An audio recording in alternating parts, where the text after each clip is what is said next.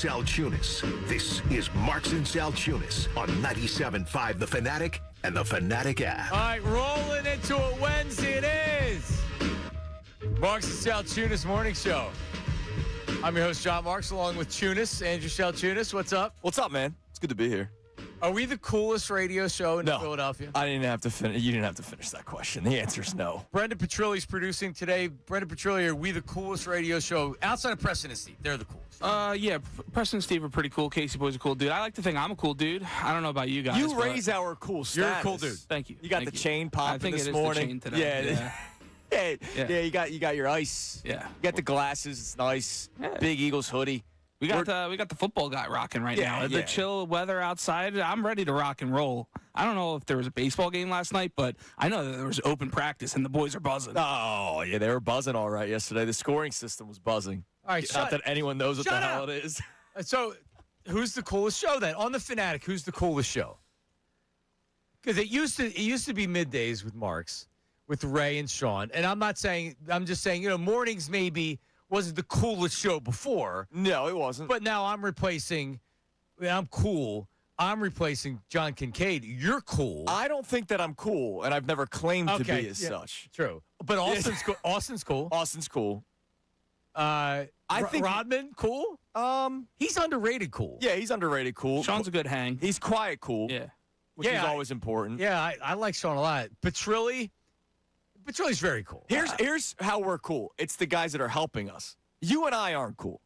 We are not cool. Nope, not at all. So it's Brendan, it's Sean, it's Austin that make us cool. So we're not this cool.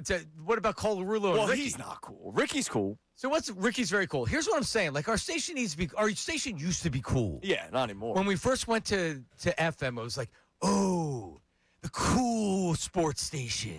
Not those old grumpy guys. Yeah, no, Harry. Harry was cool. Harry's cool for numerous reasons. Harry's definitely cool. Wrong. Yeah, like I felt like we had a really cool station back then. I was a young up-and-coming producer for Mike. Cool. Right? Yeah, I'd like to think we got some nice young guys coming up here. I like Ray's always out and about having a good time. Yeah, Ray's I like to think I am. Sean wants to be considered cool. Yeah. Sean and I will more than anybody. Yeah, but if you're a DJ, you're automatically cool. You have a cool status if you're a DJ. And he spins the tables. You should see his setup he's got. He always got the little bubble machine going that sets the power off that canal side. That's pretty cool. Sean Brace is cool. I think Middays is still the coolest show in terms of the cool status. I agree, because Connor isn't cool, but he is cool, if that makes sense. Yeah, he's the guy that, how do I explain this? I've been with him out and about, and he's a different person around ladies. I'm not that chatty. I'm gonna be more. He's not chatty around women. And it's not he's scared. It's I'm gonna be like calm and he's being cool. Yeah, that's that's how he's. I've been with him around women, and look, I've seen him have a successful evening. 610-632-0975. For the first hour, we encourage people just to call in and chat about whatever we're talking about. We will get to the Phillies and the Eagles open practice coming up here in a second. But 610-632-0975 text line, Davis Honda text line, voice memos on the Davis Honda text line, phone calls, no profanity on the air, but pretty much anything else we'll take, Salciunas. Yeah, absolutely.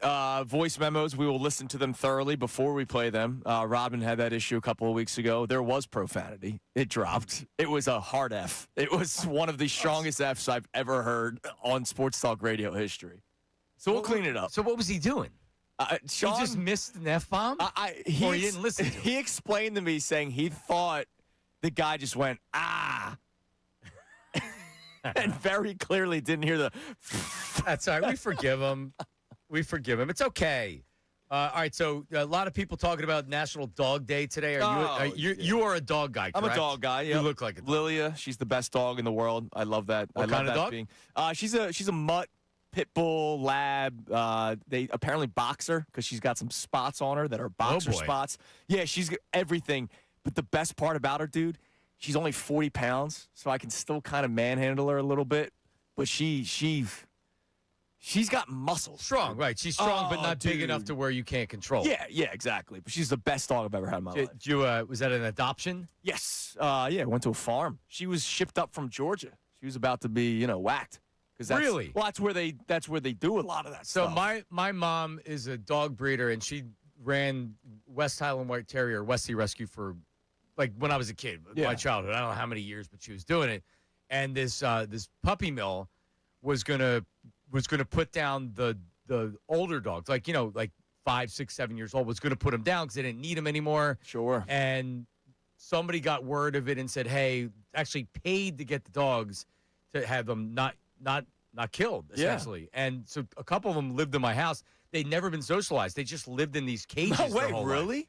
Yeah, well, if you're in a puppy mill, you're not a dog running around your house. You're in cages, and your only reason to be alive is to reproduce and reproduce and reproduce. Another litter of puppies, another litter of puppies. And, yeah, these dogs, so my mom, she's an angel with these animals. She literally socialized them to where they could be adopted. And then they adopted them out to families. Yeah, like a 7-year-old West Highland White Terrier that has never been with humans before isn't necessarily a prize that a lot of families are looking for. But these dogs have real personalities, and like they were the greatest dogs. They were the sweetest dogs. But do you remember what happened earlier this year with former Baywatch star Alexandra Paul? Do you remember what she did? Did you see what she did? No. Back in March, she went to a farm in Wisconsin where they breed beagles for scientific research. And she let them loose. She snuck in overnight and just let them all out. That's the other thing they do. Yeah. They'll just sell them. It was great. They'll just sell them, and then they like with mice. It's like, oh, they cured cancer in mice. Well, yeah, that's not good for the mouse if they're trying to cure cancer. Right. So, yeah, do the same thing with dogs. But the problem is I don't feel that way about mice. No, I don't think anybody does. Sorry. So we're both dog guys, but Petrilli. Oh, yeah, I'm a cat guy, fellas. Come on, we don't know this? I got the 2 cats, Teddy and Sylvie. This. We know that the audience may not know it, but it's described. It's not creepy. So like Petrilli's a bigger guy, and he's got these cats crawling on his shoulder, and he has a backpack that goes on a carrier. That's for him. the weirdest part. That's what makes you a cat guy. I have a cat, Mr. Whiskers. He's 11 years. So you're a dog cat. Yeah, but the cat, it's a whole long story. I don't even know why I have him, but Here's the question. I've had him for 11 years now. Will you get another cat? No. Okay, right. No, I figured that was the day he's done, I will not have another cat. I'm not going to say I'm looking forward to the day because I wouldn't, because I love him. He's my cat. He snuggles with me, but I am not getting another one. You having the cat carrier, like I laugh at the rich women that push the dogs in the cart. Yes. You're worse, dude. No way. That's just totally different. Bro, that's worse. So different. The dog can at least get out and walk on its 4 legs. Like the cat, I mean, I guess the cat I could, but you can't trust a cat on a leash. Those dogs, and we got a couple phone calls. We'll get to you. Hang tight. But the women have those little toy breed dogs, and they're like, oh, my little baby, let me dress you up. Petrilli's wrestling with his cats and taking them to bars and trying to pick up chicks with them. It worked this past weekend. Nice. Yeah, see, Petrilli, when he gets married, is going to marry a cat woman. Oh, yeah. And the two of them combined are going to have cats. Maybe not even children. Or if you have children, the cats will be more important than what's too many cats in a house for you? Because you already have 2, and if you find this lucky lady that also has 2, is 4 too many? What's your cat limit? Yeah, no, that's a great question, fellas. Because I like to think 2 is the right amount, but like I have seen on the dating apps other women with cats. I'm saying one of my lines is like, do you think our cats would get along? And usually that gets a solid reply back, like probably not, but willing to give it a shot. But okay. So yeah, no. But 3, you might be in a 4-cat household. Yeah. If you have 2 and this lucky lady has 2, that's 4. Now, or he'll meet some woman who doesn't have any cats and like, oh, I love the cats, and then she becomes the stepmom. What if she drops the cat? Or my wife hates the cat. What if she drops an ultimatum? Yeah, she's got to go. Sorry. All right. Yeah. No. Yeah, he would choose the cat over the chick. And you know what? I respect that. Absolutely. Yeah. Now, she had allergies and stuff, and it was bad. That's what I would fake if I was a woman. I'd be like, my allergies. Speaking of, dude. You have to get rid of them. And then Petrilli in 3 seconds will have those cats shipped out. Probably. My parents, my mom misses the cats when I lived with them, so she would probably welcome them back. But yeah, no, like my cats, they're the best. I am a dog guy too. My dog just passed away last month. Yeah. R.I.P. Ginger. But yeah, no, definitely a cat guy. All right, so first hour phone calls, Marks and Salciunas, 610-632-0975. To start the show, we have a nice long segment where we're trying to figure out exactly what we do in the first segment. rather than just starting with sports, like coming out and talking about the games last night. Hey, Jalen Hurts yesterday intercepted a couple times. So I love to break it down. Yeah, it's 6:30. We're gonna break all that down. But Bill in Levittown, Bill's never been cool, but he said I used to be cool, which is untrue. What's up, Bill? Yo, what's up, boys? How we doing? What's Good up, morning. Bill? Yeah. Listen, you can't be cool if you're wearing footy pajamas and overweight and eating 4 ice creams before you go to bed at night. Some may say that's a dream, though. I was just saying this to Andrew, because today I walk in and the studio's freezing. So I go over to the thermostat, and I don't overreact like a lot of people and put it to 90. I just set it slightly below 70 because that's what a thermostat's supposed to do. It's amazing what people don't know about thermostats. So I'm like, it's freezing in here. And Andrew's like, it feels good. It feels nice. And I'm like shivering, putting up my hood. And I said to him, you know what? Like, you don't realize I'm not even old, but I used to sleep in like a pair of shorts and a T-shirt or no shirt at all, right? Sir. Now, socks, pajama pants, and in the winter, long sleeve pajama shirt. You got a sleep apnea machine. You got all that stuff, right? I do. Yeah. Well, no, I stopped with the. No, legit. I have sleep apnea. Yeah. I used the CPAP machine for like a year, but then Dr. Pastor, the Rocher dentist, I went and I got the FDA approved appliance, and it stopped my snoring for real. Well, you know what it is. You know what it is, Johnny. It's also your weight too. Has a lot to do with that too. By the way, so if you lose weight, you can get off the sleep apnea too. Yes. No, I do this. I do this fluctuation where I go like 5 pounds over where I want to be, or that's about it. And then I go back to the target weight, and then I go back to 5 over. Anyway. You were cool back in the day, John, when we first started hanging out. You know, you're staying out till 2:00 in the morning, and then have to be up and all that. But them days are long gone. Yeah, I mean, Sean Brace still does it though. there's a better chance I'm drunk before 11 a.m. than after 7. yeah. Seriously, when I was at the beach every day, I was drinking at 8 a.m. But Oh yeah, day drinking, forget it. Unless you take a nap and then you get 2 days. You get 2 days out of 1 day. So yeah. All right, Bill is putting in his application for one of our whack packers. Nice. I appreciate that. yeah, I'm an original, boys. I was there from the get. You are. All right, dude. Have a good day. Yep, see you. We'll talk to you. Paul and Phillies got something on the Phillies. So the Phillies lose last night. The offense was futile, only 6 singles. Yep. No extra base hits. Nola was good. We'll talk about it. We'll do the recap coming up here in about 15 minutes. But Phillies now lose 2 in a row. Oh. Get the alarm sound effect on here, because there's 2 times today we're going to ask if we're sounding the alarm. One with the Eagles and their interception problem with the quarterback. Oh, man, you know that one's sounding. And the Phillies. And 2 in a row. Are you sounding the alarm? Paul's calling from Philly. What's up, Paul? How are you? Doing well. How about yourself? Mark's in Salciunas, 6 o'clock hour phone calls. Paul is next. Beautiful. Paul, thank you for calling, buddy. What's up? What's up, man? How you doing today? Good. How are you? Well, listen, man. I'm talking about cool. You know, it would be cool if I could see you shine Mikey Missinelli's shoes like you used to there, Mr. Brace.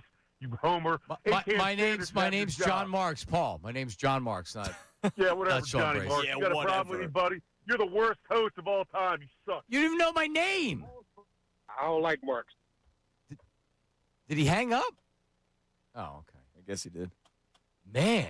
Yeah, dude, I don't understand how people start their days being such.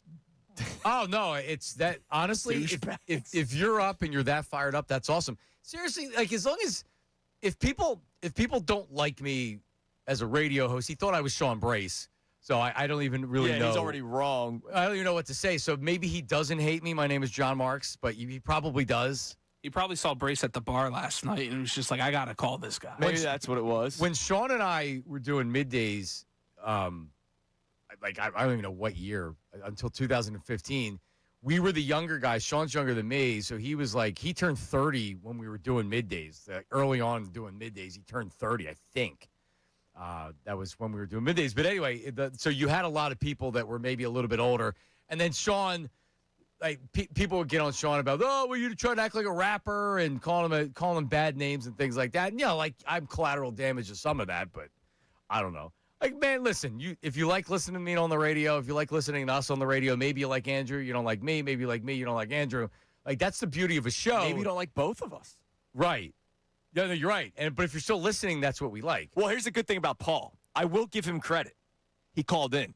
I know. That's what I'm saying. I don't mind that. Because here's the deal. The amount of faceless trolls online that just talk smack all the time. Like, I ignore you because I don't know who you are. You might be a bot. That's a real person. I respect Paul for calling in. Right. No, I agree.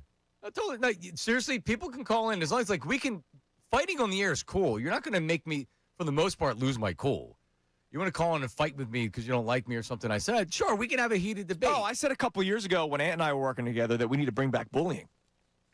Yeah, for sure. To an extent, but bring back bullying. Like, bullying is good. Bullying shapes people. If you have a really hated person on the station, you can do a segment where you say, all right, now's your time to call in. I did it with Elliot, whereas I call in and yell at Elliot. And I can only imagine. He was great with it. And we had a couple of calls. People were calling and yelling and screaming at him. But he has fun with it. So, like, whatever. Maybe we do a bully day. Listen, you know what? A little bullying might go a long way. Yeah, I've talked about it. I was fat. Bullying made me lose weight. Bullying shaped me. Bring back bullying. It's good. Is it good? Kind of. I might need it, fellas. Look, bully Petrilli. Don't get me wrong. I have a lot of mental issues because of it. Like, anytime I eat too much, I'm like, oh, crap. I'm going to be called fatty again. So, but bullying, it shaped me. All right. Well, listen, maybe we can bully the Phillies offense because it was. We'll do it in the recap coming up here. If they lose last night, Noah looked good. Offense didn't. It was exactly what I thought was going to happen going out there. Yeah, dude, Seattle in a week from now may suck and be playing like crap. Oh, they're such a weird team, man. Right now, the Phillies are coming off a big win streak, an emotional win at home, and then they go out and they've seen good starting pitching. The last two nights. Yep. But still, like, that's what happened. And this is why people worry about the Phillies in the playoffs. You see the better starting pitchers. It's probably like this with all teams. Yeah, and Trey Turner yesterday after the game was saying that, we ran into two good pitchers going into this. And I get what he's saying. He's not wrong. I hate hearing that from a player, though. Like, Alec Boehm said it about a month ago. Oh, what people aren't realizing is pitching's really good in Major League Baseball. I know that pitching's good in Major League Baseball. It's freaking Major League Baseball. You're not going to face Miles Michaelis every night. No, you're not. Man. Yeah, no, it's true. But you know what? Like, it's such a baseball thing to say. Yeah. It's just like, oh, we ran into two really good starters. No, you're right. So you just suck? Come on, man. When you play 162, dude, I'm telling you, it is such a machine. Jason Worth told us when he was on at the beginning of the season, he doesn't even start really paying attention until May. Right. Right? Like May starts, and I've heard Larry Boa has said before, like, after Memorial Day is really when you're like, all right, like let's start moving a little bit. And who are the teams, the good teams and bad teams? Yeah. Right. Neil's calling from Bryn Mawr. Neil, you're calling in our 6 o'clock phone call hour. Marks and Salciunas, what's up? I'm doing that. Hey, I always got on LeBron because after they traded for Luka, he always reminded people with the Lakers that he's the leader and his passive aggressiveness. By you saying that you're the coolest show, man, that's being too passive aggressive. We're not, though. We're admitting we're not the coolest show. Does that make us passive-aggressive? You came on and said we're the coolest show. Well, we used to be middays, but now I'm questioning whether we are or not. Would you agree when I worked middays that was the coolest show? Yeah, because of the two guys that you worked with. We were voted right, not because of me. Don't be passive-aggressive, man. Don't be like LeBron. Who, me? I love that LeBron's in Philly, but I think anybody that knows me would know I'm not passive-aggressive. If I got something to say, I say it. I just wanted to clarify that. I'm also nice, Neil. That's the thing. Well, I didn't say whether you were nice. Like, for instance, today, thank you. For instance, today, Adam Schefter's coming on the show at 8:05. I can't wait. Last week's Adam Schefter interview didn't go great, and I reacted poorly after the interview. Like, I did. I mean, I can't do that. So he'll be on again this week. I have nothing but respect for Adam. He does a great job. He's the top NFL insider for a long time. He's valuable to the station. So we're going to go week 2 this week. Yes. And I'm going to be on. I'm excited to talk to Shefty. Let's go, Petrilli. Let's go. 8:05. First 4 weeks of the season is the extension of the preseason, man. This is only week 2 of Marks and Salciunas. I'm ready to go. I'm ready to go coming up because the Phillies lose last night. Are you ready to sound the alarms? 2 in a row, and the Braves are winning. Is the pledge already ripped up? The positivity pledge? The division's slipping away. Well, we'll recap. We have some detail on that game. And then we had a practice last night. We talking about practice, not a game. Games Friday night Open practice last night at Lincoln Financial Field. We have all of that for you coming up next. It's Marks and Salciunas, 97.5.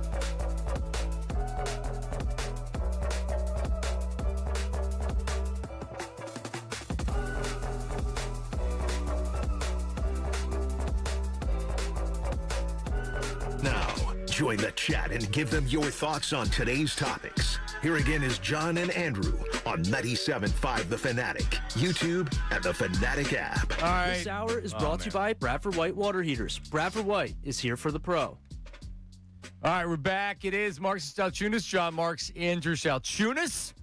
Brenda Petrilli is producing today. Austin Jones on updates. And the worm, Sean Rodman, back there. Doing a little bit of everything. Our Twitter poll is always up thanks to Dr. Avedon Appel of Iron Mountain Men's Health. Always standing strong, Andrew. I know you may not need Dr. Appel. I do. We'll get there. Yeah, probably. But, yeah, so check it out. Kind of looking forward to it. So here's the question. All right. Petrilli, do you have the question? Is it officially up on 97.5 The Fanatic? It is up. It's always up. All right. What's the question? Yeah, we want to know who is the coolest show ever to be on the 97.5 The Fanatic airwaves. I hope it's not written like that because that wouldn't be very, very well written. That doesn't sound cool. It doesn't sound cool. What is the coolest show on 97.5 The Fanatic? My prediction is that the Bruno and Mays show that'll probably win. Will win. I would imagine multiple Mays shows will be mentioned. Jason and Harry. And what's crazy, when I came back, I was like, well, I loved Harry. I loved working with Harry. I loved Harry at the station. So immediately my first thing is like, well, I want to get Harry back. Now, it hasn't worked out. He was doing stuff in the mornings, but I certainly hoped that he was going to get more of a role at the station, even in a part-time basis, because he's awesome. Harry's awesome, and it's been too long since he's been on. So anyway, but Harry's a cult favorite. No, he's one of my favorite people. Like, anytime he was in, Connor would look at me and go, dude, you like him more than me? I go, yes. Yeah, for sure. Yeah, with all due respect. With all due respect. Like, he's my favorite guy that's ever walked through these hallways. All right. Well, let's get to what happened last night. We'll grab your phone calls as well this segment because you know why? It's first hour phone calls. Oh, I love it. I just said, like, listen, let's take some phone calls in the first hour. You wanted to call it a first call Friday. That could be Fridays, too. Yeah, well, first caller, first-time caller, long-time listener. First-time caller Friday. Nice. Long-time listener Thursday.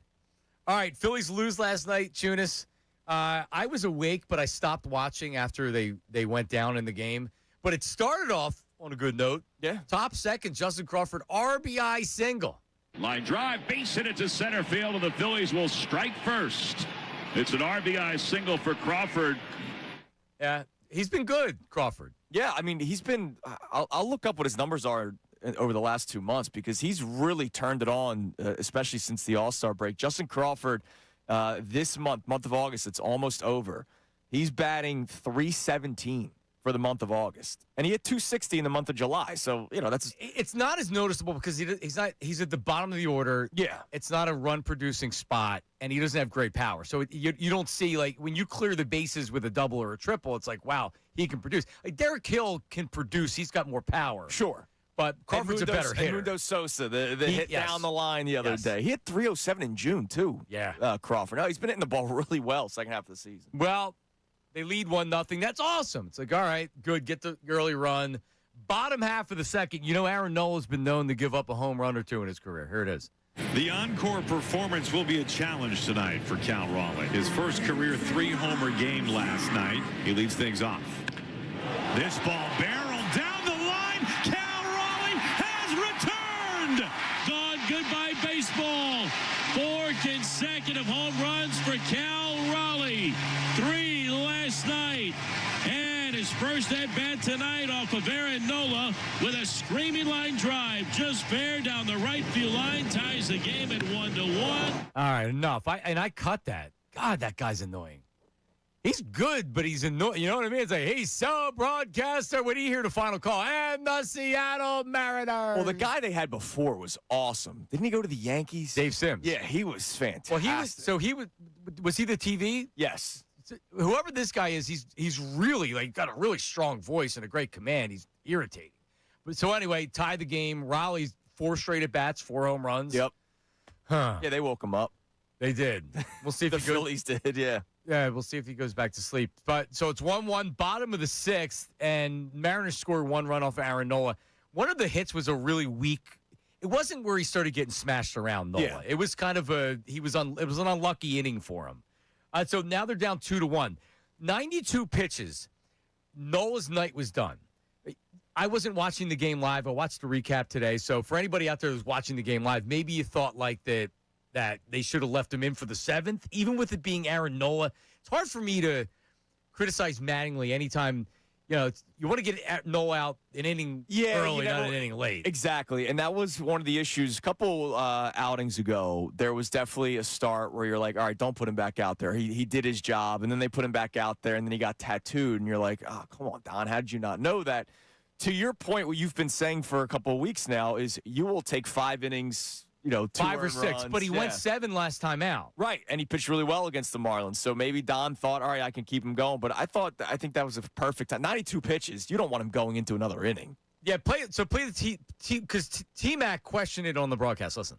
Orion Kirkering will take over for Aaron Nola. I'm a little surprised based on Aaron having the off day on Thursday, allowing just 3 hits. Maybe it's the 3 walks.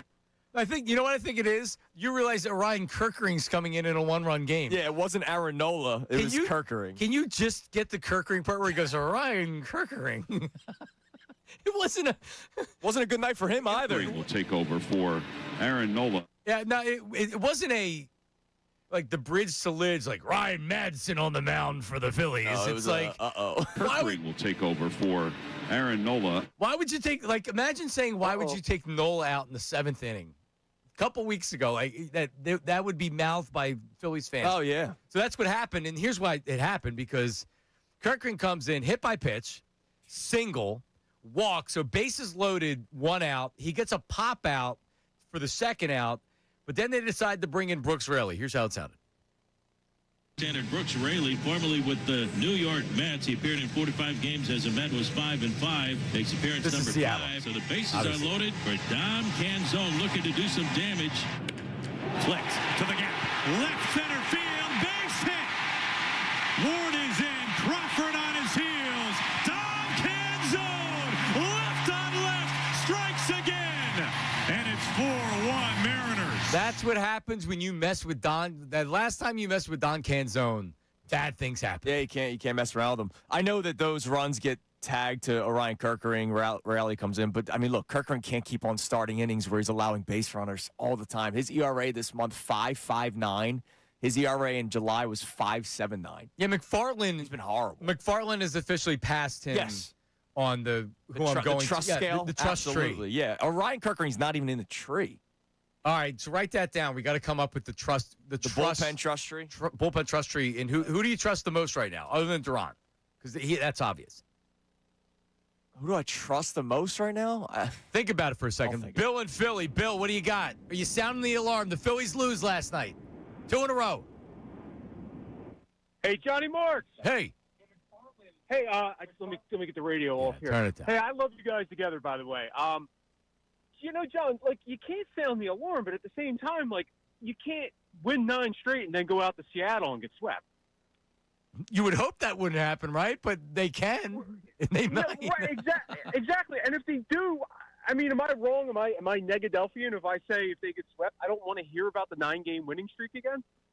No, I'm perfectly fine with that. We actually said we went through. What year did we go through? Was it 2022? 2022. They had a 10-game winning streak, and then they lost 5 games in a row twice. Twice in September. Yeah. And they still made the playoffs, and they went to the World Series. So, if you just think of that anytime you think about this team, you just have to kind of put your hands up and be like, damn, they're driving me crazy. But, I'm not going to want to talk about the 9-game winning streak. No, absolutely not. And I worry, too, because I think do they go to Arizona right after this, or do they play Anaheim first? Anaheim first, then Arizona. 9-game West Coast. Because you cannot limp into Arizona. No, 2 or 3 against the Angels, and then you need a competitive series against Arizona. Because Arizona won yesterday. You're only up 3 games now. And I'll be honest. I don't feel great about the Phillies out. I don't think they're going to lose 2 or 3 to the Angels, but I don't feel great about how they're playing right now. It's the ups and it appreciates you, Bill. It's the ups and downs of the Major League season, man. Yeah, I mean, look, you got Luzardo today. You hope that he can shut it down, and then it's the TBD for the next 3 games because they're probably trying to figure out what the hell do we do with Zach Wheeler.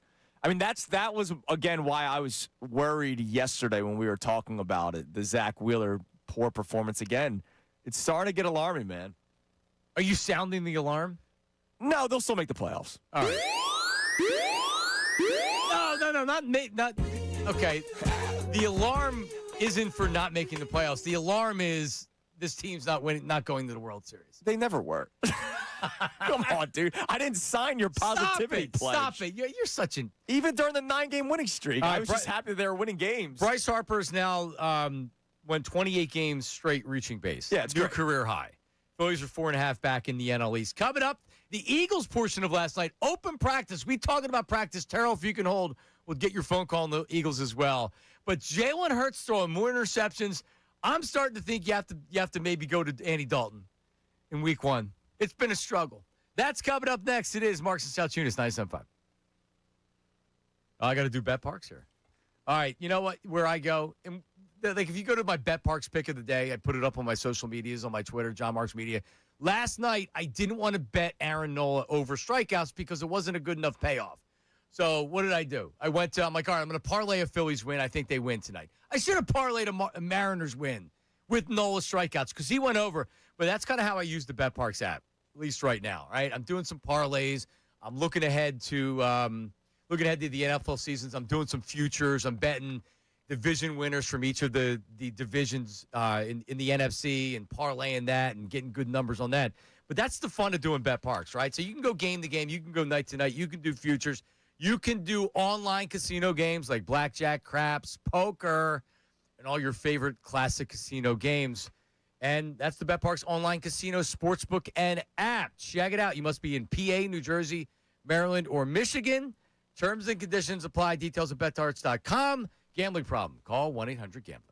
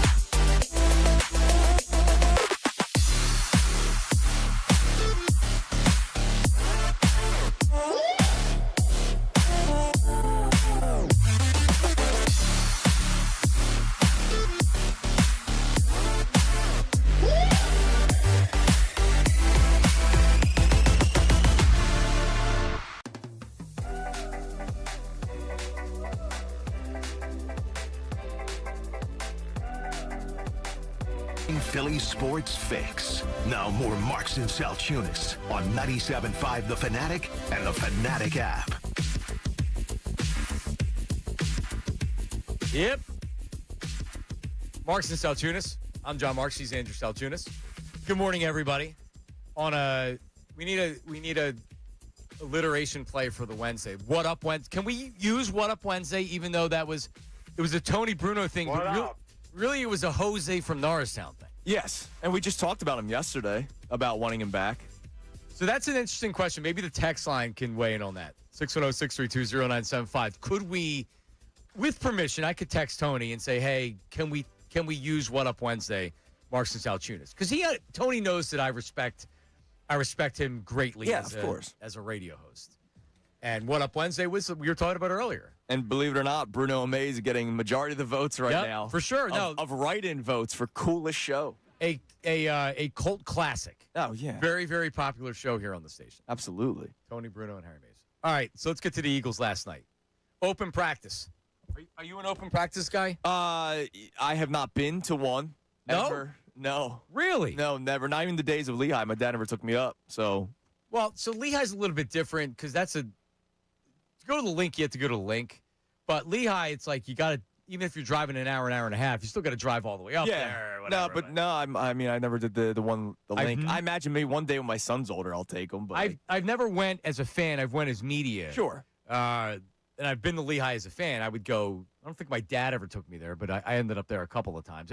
Then Petrillo, you an open practice guy? You look like it. Yeah, I've been up to Lehigh. You look like a Lehigh guy. Yeah, I've only been to one since it's been at the link. But yeah, no, Lehigh, we used to go up. My cousin Sean used to dress up as Super Eagle, and we'd go up with him, and he'd have his whole costume, and we'd get the people going. I'd be 10 years old, Eagles chants. Yeah, how many Eagles chants a day do you think you would start? At least enough to party. Are you a start the wave guy? Oh, yeah. No, you're not. Yeah, I like the wave. Your old partner and I used to fight over this all the time about the wave. Yeah, I think the wave is stupid. No, dude. I think it's one of the worst things that sports has. It's fun. It's all in good fun. It is fun. I agree with you, Petrilli. I'm out. Yeah, like you can sit down. It doesn't bother me when people don't want to do it either. Like, don't do it. And after it goes around twice, you're like, all right, enough of the wave. Yeah, but if you can get that thing going, here goes another time. That's good vibes day right there. You get that wave going, brother? You get it going. The people are having fun. It's that once you finally see that first initial get around the corner, you're like, yeah, we did that. And then when you hit a strong E in an Eagles chant and then everybody else gets behind you, there's no better feeling. That's the best. Yeah. I'm still pro Eagles chant. I'm just anti-wave. I'm pro Eagles chant for sure. Yeah. As long as you know how to do it. Yeah. You know how to do it? You got to come in strong with the So Glenn Mack now, and I don't know if he heard me or he got mad at me, but there's something happened where he wasn't Dick Vermeil. Like people were like, Dick Vermeil didn't know the Eagles chant, and it's like, how does he not know it? These Eagles chants didn't start in the 80s. They started in the 90s when Jeffrey Lurie took over the team. Fly Eagles Fly wasn't a thing before Jeffrey Lurie took over the team. Growing up, I didn't know EAGLES Eagles. We weren't doing that. We weren't doing Fly Eagles Fly. Maybe we were doing the Eagles chant, but there's no Fly Eagles Fly. But he at every pregame broadcast, you have like the Eagles alumni or whoever's doing the coin toss, and they come. It's a former player or a former coach, and they sing the fight song, and then they do the EAGLES Eagles. Dick Vermeil had no idea what's going on, but it's important as when you lead the Eagle chant because timing can be off. That's why, like Petrilli said, you have to go EAGLES. Make sure people are catching on, knowing that you're starting it, and they can get on board and get synced up. Right. There it is. Let's just do it. Come on, Petrilli, give me something. On the road to victory. Fight. Fly, Eagles, fly. Score a touchdown. 1, 2, 3. Hit 'em low, hit 'em high. And watch our Eagles fly. Fly, Eagles, fly, on the road to victory.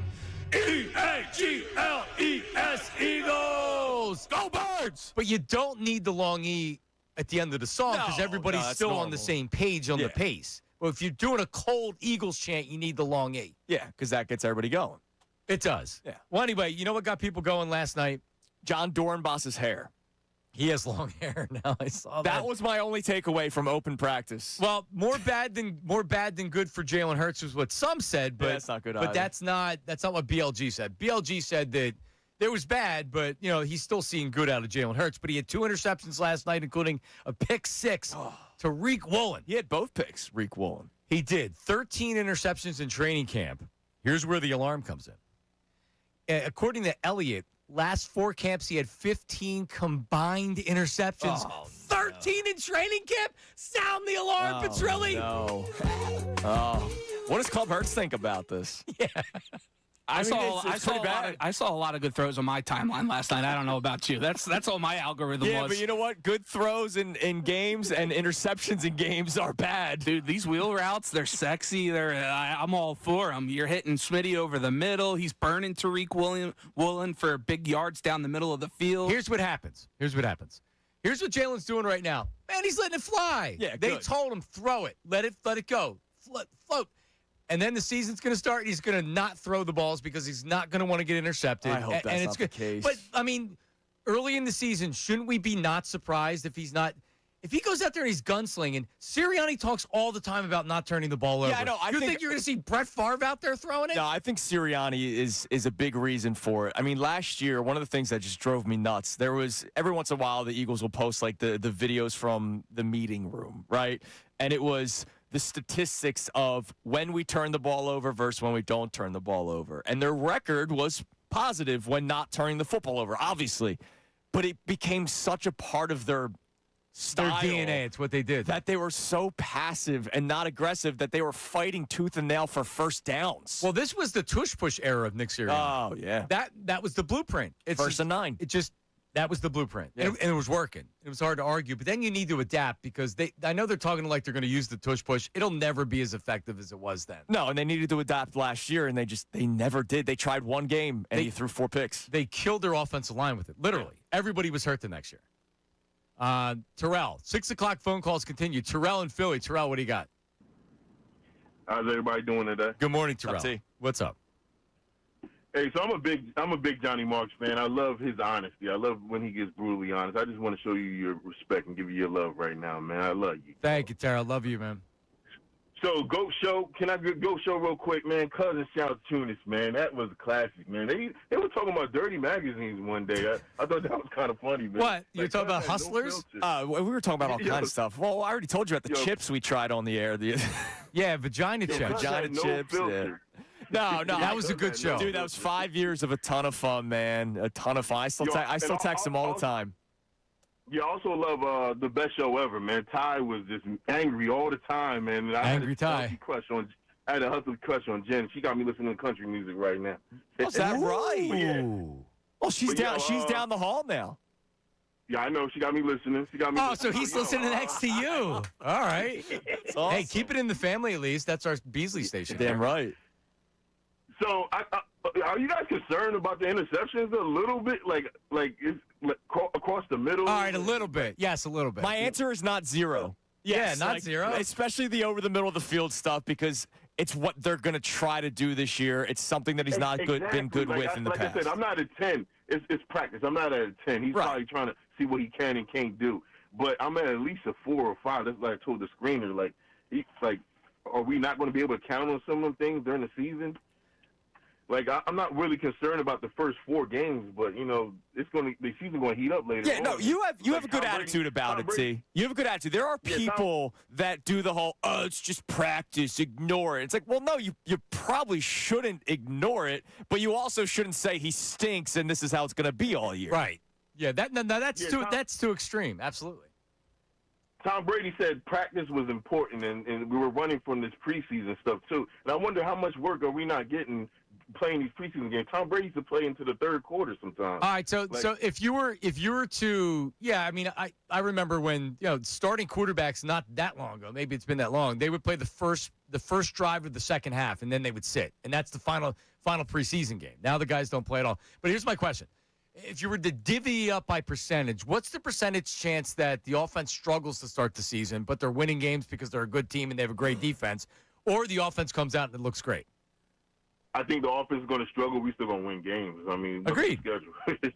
No, agreed. And you know what? And that's what this team can do. Thank you, Terrell. And that's why you'll never hear me talk crap on Sirianni or Howie Roseman or Jalen Hurts. Because even if the offense is struggling, between the three of them, they figure out the rest of it. Yeah. And last year, their offense sucked, and they won 11 games in the division. Right, and I know that I hated hearing from reporters and stuff saying, hey, look, a lot of teams would take going 11-6. But then again, it is impressive that they went 11-6 despite literally sucking on one side of the football for an entire season. You can't win a Super Bowl every year. No. And this year, it's going to be different if they don't win. Because last year, you can't win a Super Bowl every year. Right. All right, coming up, this is like major breaking show reveal news. Oh, dude, I can't wait. Salciunas says something. He's even kept it from us that he's going to do. So is it a reveal? It's a reveal you should watch on YouTube. Agreed. I don't even know what it is. The visual. Well, you saw me bringing it's a visual thing. Yeah, you saw me bringing a bag, but I didn't tell you what it was. It's a visual thing. You should watch the next segment on YouTube. All right, and then we're going to do a Sixer segment as well. Love that. After that, we're going to play a little Sixer game. That's coming up. It is Marks and Salciunas, 97.5.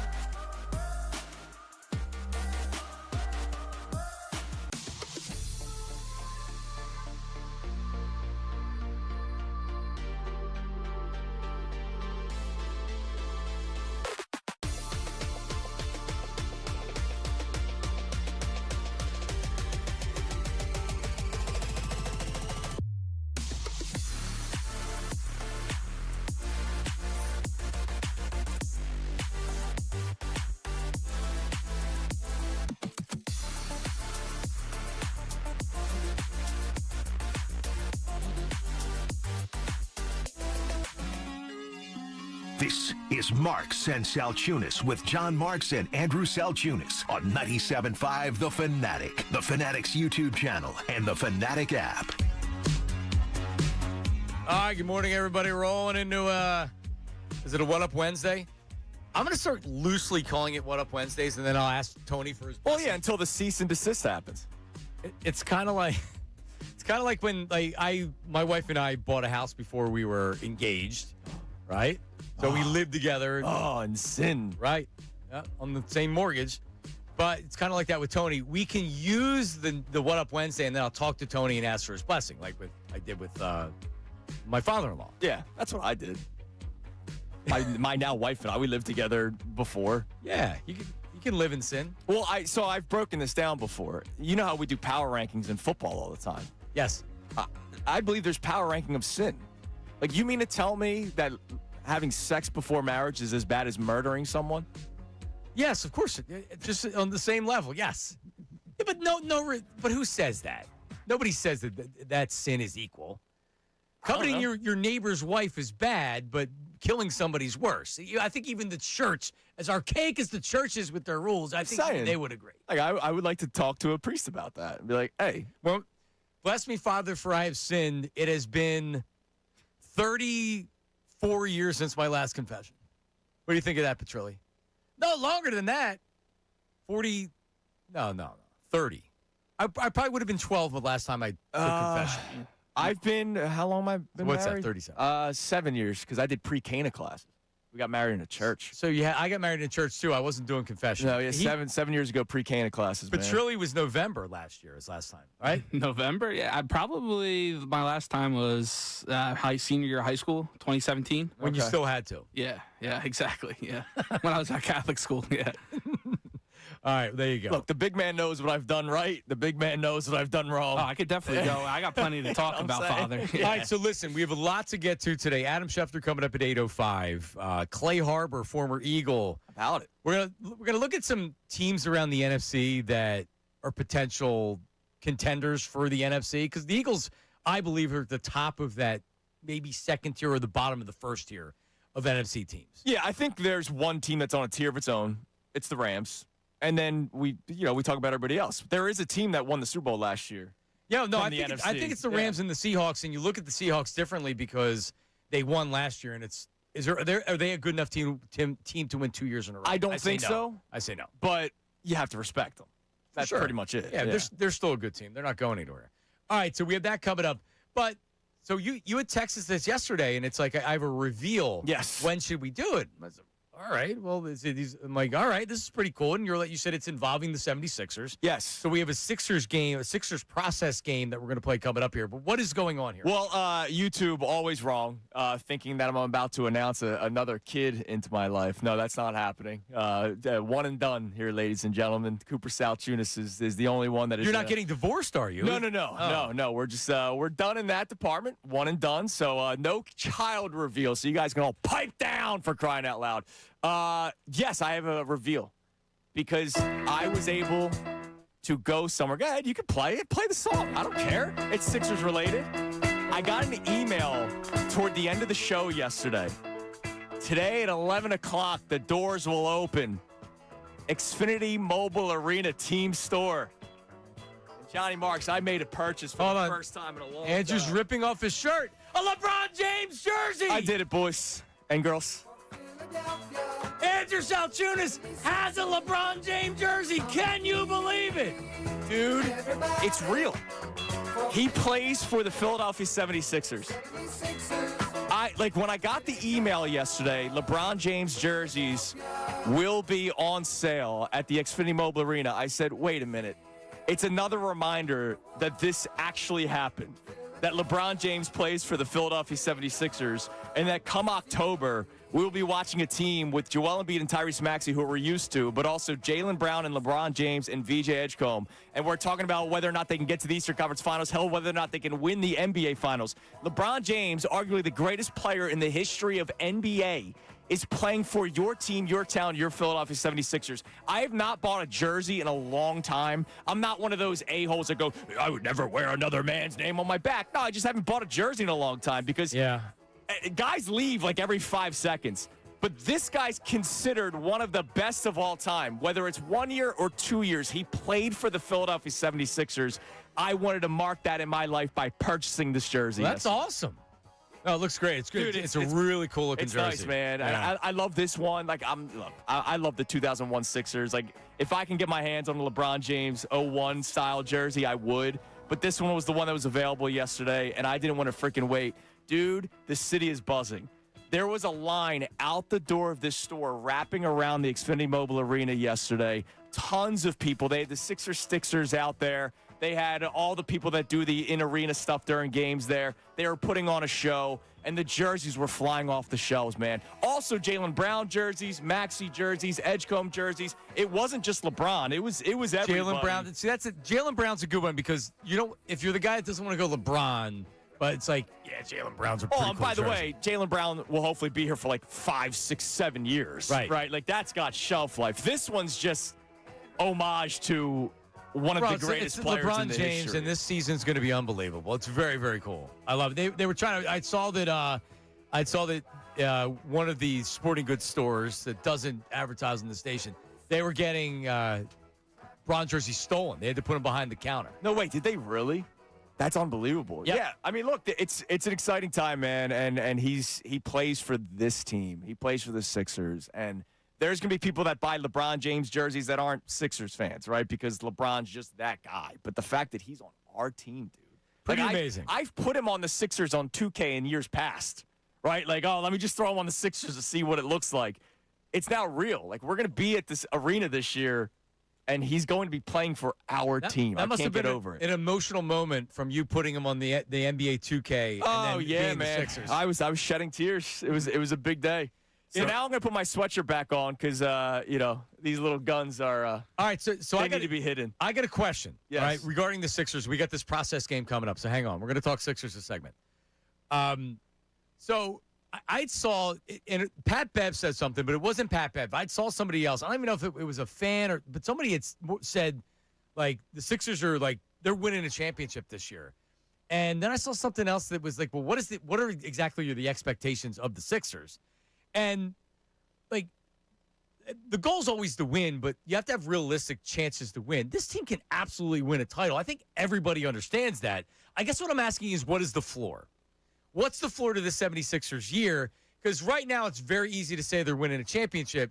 Reality, there's a lot of people that know a lot about the NBA that are saying, like, yeah, it may not be as easy as you think in year one. Because first off, they got to figure out how to play with one another. Just go back to year one of the Miami Heat. They came out the gate slow. They did get to the NBA Finals, but they came out the gate slow. And, oh, by the way, load management has increased. LeBron James will probably play around 60 games. Embiid, you hope, plays over 50 games. There's still the factor that he might miss a lot of time. They might play, I don't know, over the course of 82 games this year, 40 together, like as a starting five. Yeah. Like there might be nights where it's LeBron and no Joel. There's going to be nights where it's Joel and no LeBron. There's going to be nights where both of them might be out, for crying out loud. So seeding does still matter. I get it. You'd rather, you don't want to be you don't have to be the 1 seed to win the NBA championship, but I don't want to be the 8th seed like that. You need to be higher up in the Eastern Conference. You've seen that in the past. But the floor for me, Johnny, is getting to the Eastern Conference Finals, getting somewhere that this team has not been in 25 years. And all the expectations should be there right away. So getting to these, losing in the Eastern Conference Finals, you're not going to go berserk. Obviously, no one's going to be happy if they lose. But so here's how I looked at it. If you're telling me that they lose in the Eastern Conference Finals again, who are they losing to? It would probably be the Knicks. Right? Who else is going to beat them? Celtics, maybe. Maybe the Celtics. Maybe. I agree with Petrillo. They're a sneaky team for sure. I agree with BP. I don't think it's gonna work in Miami, but the Heat will be, a decent team. But I don't think they're gonna be anything. Knicks are by far the favorite, and then the Celtics are a sneaky team. I agree. Yeah. I don't think, are we missing anybody in the East? I don't think so. No. So if you're telling me LeBron James, Jaylen Brown, Tyrese Maxey, VJ Edgecombe, and the 76ers are losing to the Knicks in the Eastern Conference Finals, I can tell you that is not going to fly with the team that just won the NBA Finals, the team that was in the NBA Finals the year before, the team that's building a quiet potential dynasty right now. You'd be floored. You don't get five. I'm not going to be floored. I'm going to be pissed. How many years do you have with LeBron James? 2. Okay, so one of the years you lose to the Knicks in the Eastern Conference Finals, you didn't get LeBron James to be like, okay, we'll get him next year. You got LeBron James to get – if they get to an NBA Final, it'll be hard to argue with losing to OKC or the Spurs, right? They're great teams. The Knicks just won a title. Going back-to-back, for every Golden State Warriors, there's everybody else. There hasn't been a back-to-back winner in 10 years. You lose to the Knicks in the Eastern Conference Finals or the Celtics? Oh, no, absolutely not. The floor is the NBA Finals. But here's the thing. The Knicks have built the modern-day NBA team where they're not relying on a big three. They're relying on really Jalen Brunson and depth and everybody else. And the Sixers, for the first time in a while, finally have depth, right? Like, I love the bench pieces, Dean Wade and Anthony Simons. There's a lot. Kentavious Caldwell-Pope. The Sixers finally have depth, but we're talking about how the starting five needs to figure each other out. Nick Nurse has to figure out his rotations, guys that are coming off the bench. The Knicks pretty much brought back most of the same team, and they already won an NBA championship with it. So, like, going into the Eastern Conference Finals with these two teams, it's going to be a team that's been together for 3 years versus a team that probably played 40 games together. It's fascinating to think. But if you get to the Eastern Conference Finals, man, for the first time in 25 years, I was 6. But also, how many wins in the regular season? Is this a team you don't want to face in the playoffs, but they're the 3 seed? Or is this a team by the end of the year that has 60 wins or 58 wins and they're the betting favorite? I don't think they're winning 60-plus games. Our man Tasty Cake Dom, I love him. He was texting me saying, dude, 70 wins for the Sixers. How about 55? I was like, bro, they got to play. Yeah. They have to play together, right? Like, they're not going to be on the court every single night together. 55, I think that's a solid floor. I'm trying to look at the standings from last year to see. Well, what's their betting total? What's their over-under right now? It's under 55, that's for sure. It's 50. Detroit won 60 games last year, and everybody knew they weren't going to win. Boston had 56 and the Knicks had 53. So the Knicks had 53 and won the title. And going into the playoffs, the Knicks looked like a good team. 52 for Cleveland. No one thought they were going to win. Sixers won 45 games. You have to win 56 or more, right? I mean, I don't think if Boston won 56 games last year, you're telling me this team won 56 games? And they won with Jaylen Brown alone last year. Yeah, they didn't have Tatum was out till, I forget when he came back, but it was late in the season when he finally came back. So, yeah, I mean, you could win. You should set the bar around 55 wins for sure. All right. And like you had said, I'm just fascinated to, like, how many games is Embiid and LeBron playing together? Jaylen Brown's probably going to play almost all the games because that's kind of his MO. Right now, the talk is the Sixers will be pushing Joel Embiid. But, again, right now it's talk. What is it going to be like when the season actually plays and Embiid's like, oh, my knee's not feeling that good. I've played 2 games. So I don't think you're going to get that from him. I mean, it wasn't that long ago that he was playing when he shouldn't have been playing. Sure. Right? I think they got pissed at Morey because he was out there and he looked unhealthy, however many years ago that was. And him. That was the year when Kuminga fell on his knee and it went backwards and then he was done. Right. And they kept pushing him because they were trying to make a playoff push. Right. And he just wasn't healthy out there. They were pissed at the Sixers for that handle that. I don't know who's right and who's wrong. But I mean, I think it's a middle ground, right? Like, you can't be playing through every single bit of pain, especially when you're a guy that's always injured. But you also can't be like, ooh, I feel a little off today, so I'm going to miss the next 3. There's got to be a middle ground somewhere. All right, let's get 2 minutes with Tasty Cake Dom, and then we're going to play this process 76er game. What's up, Dom? Hey, John. Hey, Andrew. What's up, Dommy? What's up, Dom? Andrew's he's putting on his sweatshirt because the women, he's like a thirst trap wearing the jersey. Yeah, I'm a married man, happily married, and putting the sweatshirt back these on. Guns, that's need to be hidden. That's a great jersey, though, Andrew. That's a great jersey. So, John, here's the thing, and I heard the same thing. What you guys just meant, they got to figure it out. It's a story that sounds very similar to me from long ago when Moses Malone played with the Houston Rockets, right, John? And this is before all you guys' time. They were a very methodical half-court team, and of course the Sixers with Doc and Andrew Toney, they wanted transition, right? And you heard those things. Moses is not going to fit in with the Sixers, and of course, as we realized, he fit in beautifully. Great players play great. That's what's going to happen. Yeah, you have great players all over the place. they're the best starting five in the NBA. Don't you agree with that? Agreed. And Dom, it's a great point. Great players learn to play with other great players. The great ones of all time, that's what they do. They don't get bogged down and fight with them because they're not getting enough shots. And it does feel like they have the right mix for that, honestly. And you have the most cerebral player in the history of the NBA managing your team on the court. Like, there's no doubt in my mind that LeBron James leads the NBA in assists this year. He's going to do it. Yeah, Dom, I appreciate you, buddy. Thanks for calling in. I wouldn't be surprised if he averaged 9 assists a game. Oh, no, he will. He's going to be their point guard. And there's going to be his nights. He's going to have a night probably early on in the season where he drops 30 to get the people going. But for the most part, he'll probably settle into a role being the point forward. And I get 18. What does he average? 18 or 19 points, 9 assists, 9 boards. Yeah, something like that. 8 boards. And he's going to have to rebound because we know that Embiid's not really going to be a rebounding force anymore, right? So, like, LeBron needs to I'm not, all jokes aside, you're right. Embiid's not grabbing the boards that he has to go after. He's grabbing the boards that in the regular season there's a shot that goes up and nobody tries to crash the boards and then he grabs it.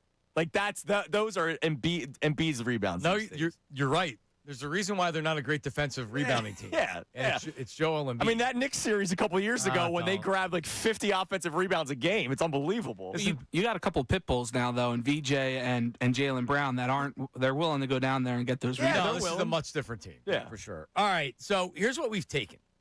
We've taken in Andrew and Petrilli, don't know the answers to this, and you're like the modern-day Mr. NBA. Yes. Jason Martinez on the old Mike Pacino show used to be Mr. NBA. We need to come up with a copycat name for you. Okay, we're stealing What Up Wednesdays, and now we have to steal Mr. NBA. Yes. All right, so we have the opening night starting five, starting with the 2013-14 team, and then the following year. So for 4 seasons, from 2013 to 2017. Oh my gosh, this is prime processes.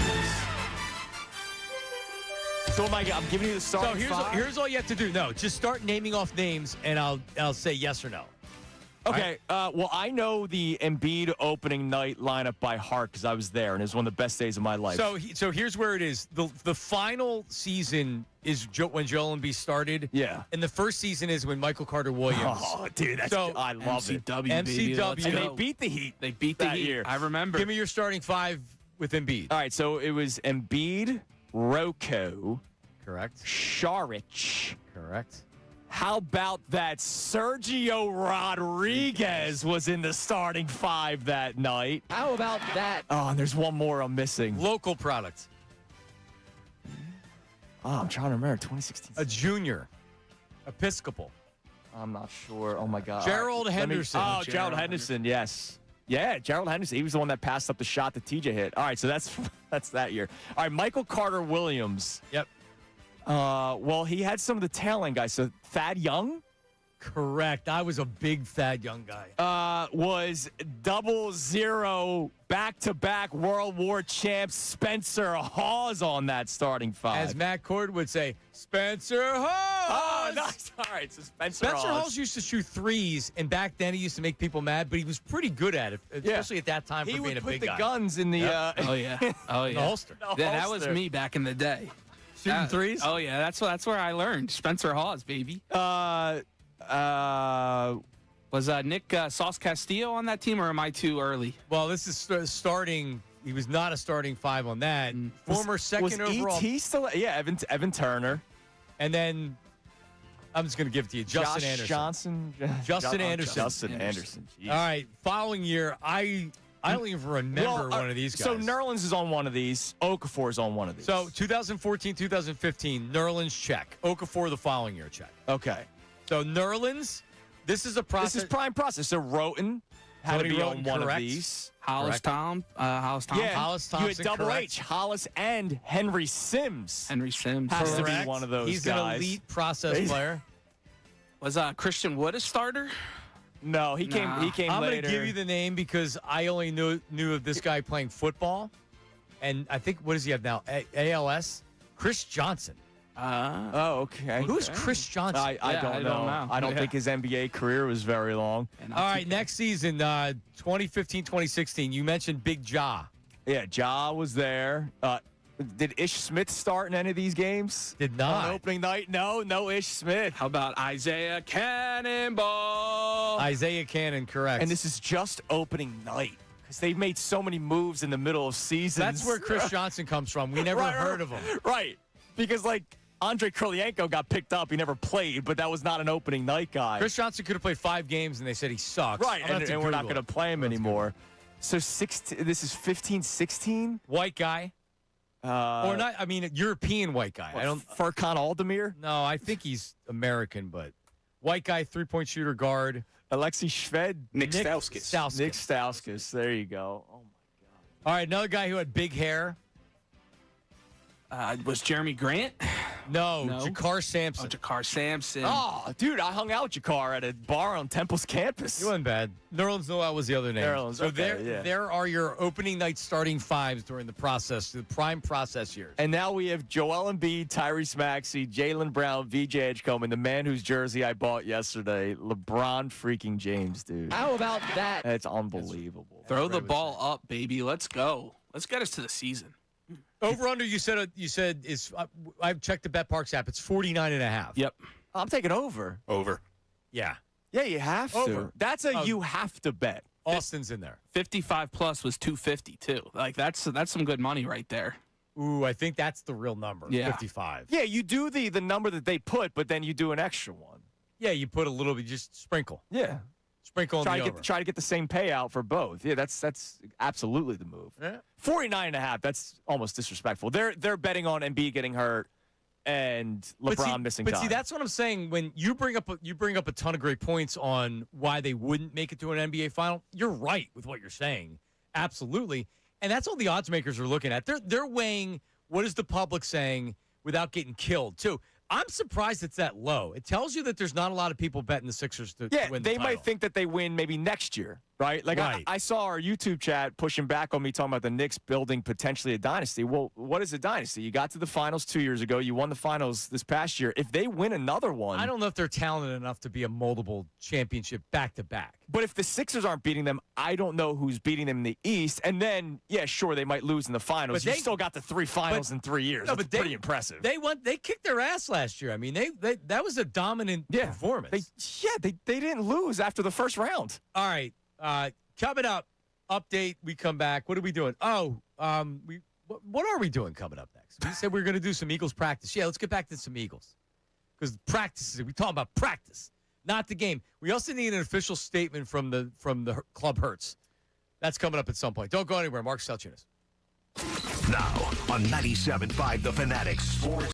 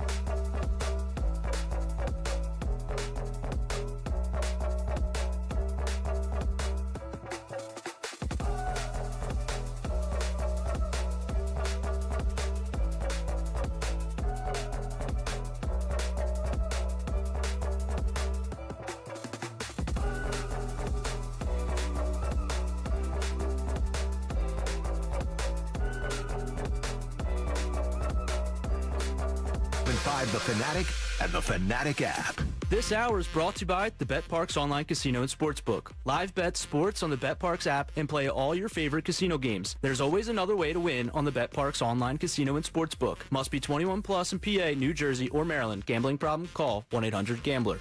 All right, we're back. Marks and Salciunas, Adam Schefter, Shefty, coming up at 8:05. Maybe I'm more interested in non-Eagles questions. I mean, obviously, we're going to talk about Eagles with Adam Schefter. But the whole thing that's going on with the NCAA right now and the Big Ten and the SEC are united in not allowing players that were that tried to be drafted, at least, even if they weren't drafted, to go back to college. I credit the SEC, man, because Lane Kiffin wanted this guy. Daquan Wright, he wanted him. It was very open and honest that he wanted him. And when the Big Ten, it dropped yesterday that they were not going to allow players that went to the NFL draft, that reported for the NFL draft, that they would not allow them to play, you and I were like, all right, well, they just made a mistake because the SEC is going to say, well, we're not implementing that rule. We'll just get better. And then a couple hours later, they followed suit. I was shocked. You need to leave the NCAA and go to a, like the NFL, a corporation that has a commissioner, and you're all playing under this, because that's what you need. Just there's too much crap that's going on. You have so many, like the major conferences, you decide who's in it, you go to it, have a separate thing. Meanwhile, Notre Dame does whatever they want. Yeah, man, like they're just floating in the ether out there somewhere. Damn right. No. Oh, that's right. We have one of these fake Notre Dame guys here. Petrilli. No, your last name's Petrilli. You're from Glenside, though, so that makes sense. Yeah, I've been out there a bunch as a kid, out to South Bend. At least you've gone. Yeah. So I love college football. I do. And I have no team really. University of Hawaii. That's it. Oh, go Owls, dude. Yeah, I know you like Temple. That's fine. No, I mean, like you probably wouldn't think I went to Temple if you hear me talking about, but like they are. Unfortunately, they are what they are, and that's not Temple. That's a lot of schools. Yeah. Where if you get a good season, your coach is going to leave, and then you start over, and that's modern college football. Yeah, exactly. If you can get into a sweet spot where you're winning 9 wins one year, 8 wins another year, 9 wins, maybe you go down to 6 or 7, and you're competitive in your conference, that's great. I would love that. Yeah, but you know what? It doesn't even matter. Ole Miss is in the SEC, right? Nope. And Lane Kiffin's still like, yeah, no, go Tigers. He doesn't care. I'm out. All right, so the Eagles practice yesterday. We didn't even really. There wasn't a lot to talk about with the practice last night. 40,000 people apparently or allegedly were there last night, which is cool. And I love that they do. You know, the ticket prices go toward the Eagles Autism Foundation. So it's a great night. I saw some pictures of people that were lining up like hours before. I guess you don't buy a seat. You just show up whenever. Is that how it works? Austin was there. Austin, get in here real fast. Austin was hanging. He wasn't there last night? No, so misinformation. The picture he sent me with Monty G that we posted on Club Hertz was an old picture. I was not aware of that when I posted Austin was there last night. Yeah, no. I saw Monty G fellas. yesterday at the Sixers, getting the Sixers jersey. He was. He was down there on his little scooter. But, yeah, so I don't know how it works either. But Nick Sirianni was talking about the whole, man, it's unbelievable how many people come to these practices. Go ahead. I always find it very interesting in the sense of the new guys that are here. Like, you know, I can really remember in 2022 Zach Pascal being like, "Oh my God," and like it was like this is different. So I'm used to it, but I really appreciate it, and it just shows you the kind of home field advantage that we have because of how passionate our fans are, and I can't say enough good things of how much that helps us and how much we appreciate that. So that makes you feel good. Zach Pascal, man. Love the Zach Pascal reference. Yeah. One of the first things I think of, too, with Nick Sirianni is the Zach Pascal. He loved Zach Pascal. Oh, he loves those blocking wide receivers, man. Yeah. But no, it is amazing. Like, I think back to moments where people finally realized how insane we are in a good way, right? Like I know that we have some bad insane tendencies, but we have great insane tendencies. Right. Like 2022, that first game back in the playoffs in over a decade, when there were players that had no idea, especially a guy like Reese Hoskins, right? Like he played during the bad era of Phillies baseball where like 12,000 people were going to games, and then he showed up to a Red October game and the place was sold out, 45,000. A night like last night, there's guys that are like Uar Bernard. Think about the guys that never played football before.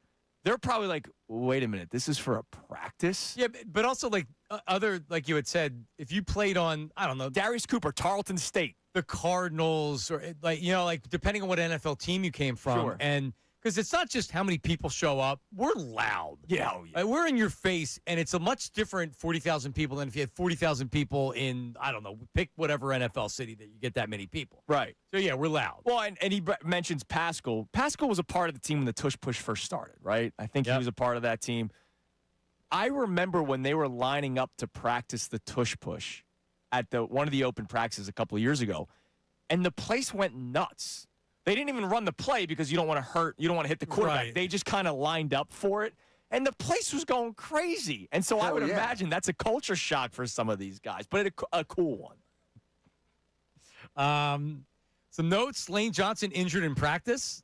He left. He was standing on the sideline. He was like kind of, he's kind of like shaking his leg a little bit, like stretching it or whatever. He's probably, I've been there. I've done this before. Let's let Markel Bell go out there. But think about last year before he ended up being gone for most of the season. He came off a lot, man. A lot. Yeah, Fred Johnson had to play a lot of football was it 2 years ago that he was also leaving some games and in a couple not coming back? Yeah, it was, well, they were also up in fourth quarter, so I think that was part of it. But to your point, one of the things when we talked about Lane Johnson's this past season, one of the things I said a couple of months ago was I really hope we don't have another Jason Peters, because you never wanted Jason Peters to leave, and he was so good, and you felt icky saying like, oh, man, they need to start thinking about something else. Because Lane Johnson, Eagle Hall of Famer, and could be in the Hall of Fame as long as they ignore the steroid stuff. It feels – I forgot about the steroids. Right. But, like, I don't want to watch another season where first quarter – we're always going to the backup tackle. That's what they did with Peters. It feels like this is going to be his last year because that kind of stuff's going to continue. Yeah. And when he's on the field, he's great. Nobody's denying that. He's great. His number's getting retired. I don't need anything else with Lane Johnson. He's been something. Right. He really has. But it doesn't seem like he's injured. Jalix Hunt, I saw a couple of reporters say this, was cooking Fred Johnson. Yeah. And he's been doing it. He's been cooking everybody all training camp. This dude's going to be a stud. He might be your 10-plus sack guy. Yeah, he might be. His story is amazing. Coming out of Houston Christian as a safety, transitions to this outside linebacker role where he's really a pass rusher, but he actually led the team in interceptions last year too. But Jalix Hunt, this guy just lives and breathes football because you have to learn that position. Right, like I get it. It's a little bit different. It's attack the quarterback. We got to set the edge and all that kind of stuff. No, you're learning. He's still learning how to play that position in the NFL. Yeah. He's not learning it at a D3 college. He's learning at the NFL. All right, Nolan Smith. And again, a couple reporters apparently he's going to be the starter next to Hunt to start the season, and he's looked really, really good, which is important. And I like him. I've never not liked him. It's just he's hurt because of the physical way he plays the game. And look, Nolan Smith is also thinking, I'm playing for my payday. I know they picked him up for the fifth-year option, so he'll be here next year. But you know how NFL contracts work. 1 year or 2 years typically means 1 year. He might be on the move after this season and then rework a contract with another team. He's going to look to get paid. So is he on his option next year? Next year's option, yeah. Which is a lot of money. Yeah. But the Eagles picked it up. So, I mean, the biggest thing with him, because if you remember, he was really good in the playoffs when they won the Super Bowl. He set the record for most sacks in a playoff season or a playoff record. So the hope was he was going to build on that, and then last year he was going to come out and be an above-average starter, maybe a Pro Bowler. And he wasn't. So now the expectation has to be just stay as healthy as you can and be a solid starter. And he's going to pop every once in a while. Yeah. Nolan Smith. All right, coming up, we have morning headlines with Andrew. There's some good stuff today there. Yeah, well, we have an update on Jed, or should I call him Joe? I'll explain more coming up, the owner of the San Francisco 49ers. We have a nudist politician. This is the politics that I can stand behind. We have a meteorologist, and we have a new chicken sandwich to talk about. All right, that's 4 stories. That is coming up next. Don't go anywhere. Let's talk about, oh, man, you kidding me, with BetParks and the BetParks app. Parks Casino, I'm telling you, man, make your downtime fun time, and keep doing it. We've got a couple weeks of being at the pool or at the beach. You can get on the BetParks online casino and sportsbook app right now and have everything on your fingertips. We'll talk about the sports in a second, but blackjack, craps, poker, all your favorite classic casino games right on your phone, and you can bet all your sports. What about live betting on Philadelphia baseball? right? During the game, before the game, futures, pro golf, MMA, tennis, women's pro basketball. How about that? And right now, BetParks has a great offer for new online casino users. Get up to $500 casino bonus back in your first 24 hours. Plus, get 500 bonus spins on the hot online slot game. Go, go, go! Jeez. The BetParks online casino and sportsbook app where there's always another way to win. Must be 21 and in PA, New Jersey, Maryland, or Michigan. New users only. T's and C's apply. Details at betparks.com. Casino bonus must be wagered. Gambling problem. Call 1-800-GAMBLER.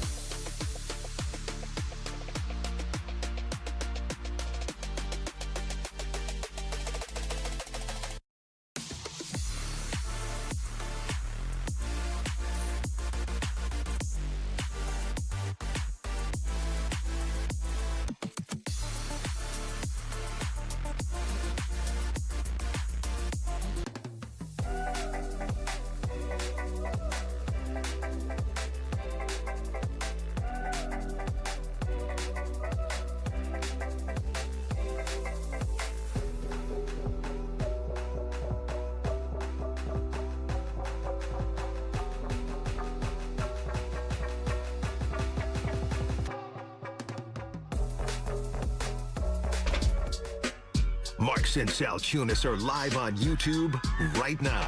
Join the chat and give them your thoughts on today's topics. Here again is John and Andrew on 97.5 The Fanatic, YouTube, and the Fanatic app. Hello.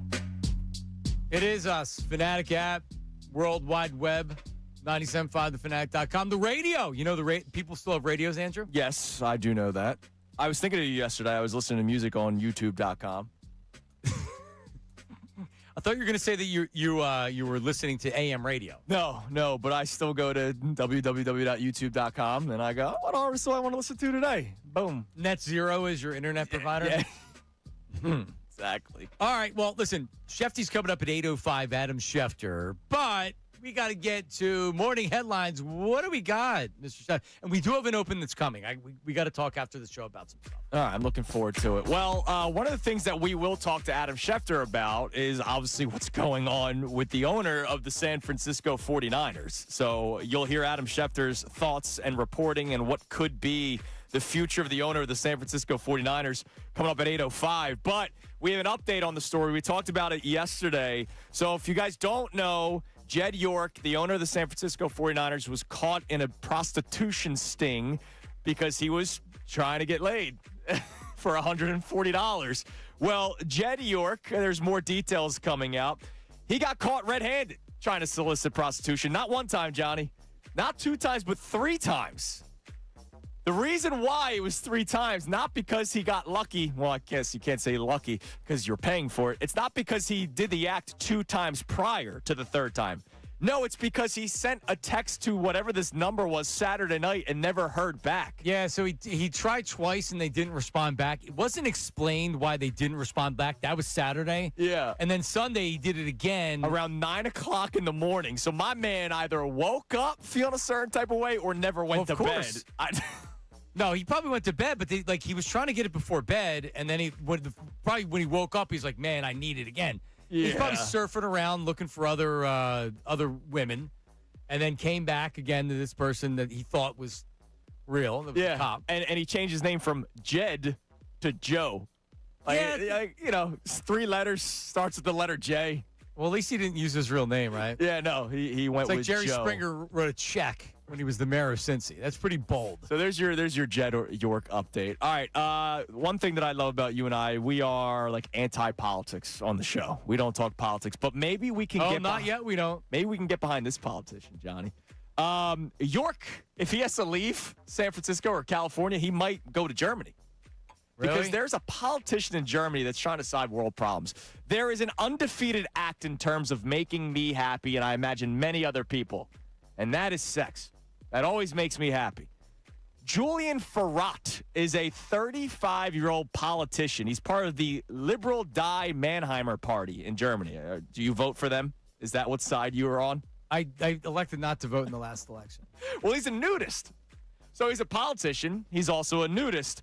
And he's apparently a sex-crazed man. He recently proposed a plan to fellow members of the council to allow orgies to take place at City Hall. According to Farrat, his reasoning is that sex brings people closer together, and he wants to stop the discrimination towards sexual activity between non-married or serious partners. He just wants to have casual sex with strangers, and so far he has already had 50 people in the area sign up for it. They are all members of the local swinger community. So 50 people signed up. This is politics that I can stand for. So could Dr. Avidan Appel. There's a lot. I mean, much different than politics here in the United States, that's for sure. So would you go to the political sex-crazed party? So I want nothing to do with any type of group activity. Okay. I don't need to see other naked guys having sex. I don't need to be a part of it. I have very little interest. Now, I'm a happily married man, but I'm just saying, if there's lots of women, I wouldn't argue with that. But no, I don't need to be performing in front of other people. Petrelli, I could totally see. Probably not, but I'm sure that everybody will have a clear mind afterwards, and we can get some things done. And look, he's not wrong in thinking look, this could actually bring everybody together. Yeah, and then maybe people kind of regret some things afterwards too, and they're like, all right, maybe we should have changed this and this. But imagine it. Do you think you can actually have a real conversation with a politician? The answer is no. We are so small in terms of this world. But if you were having relations, like Shapiro is he's a real politician for sure. He's smooth, but also I think he's genuinely that dude. Sure. He's a Philly sports fan and whatever else. I'm not bringing him on the show. Right? When I did afternoons, I don't know if it was his press secretary or somebody had said he really likes your show. He liked to come on.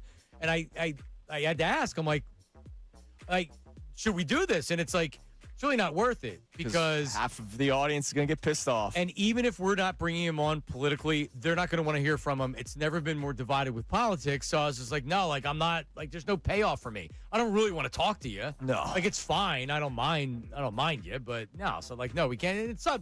Ed Rendell, 30 years ago, you didn't have to worry about that. Right. Ed would come on. He was just a dude, but you can't do it today. Nation of wusses. All right, we're going to go to local news stations, which is always great. We're going to Bangor, Maine, John. How about Bangor? that? To WABI 5, Bangor, Maine. There's a backstory to this. I'm not even going to get into it because it's not funny. Like, this story, the lead up to it is not funny at all, which is why there's no point of telling it. But, John, have you ever been on the air where you just could not control yourself from laughing or something?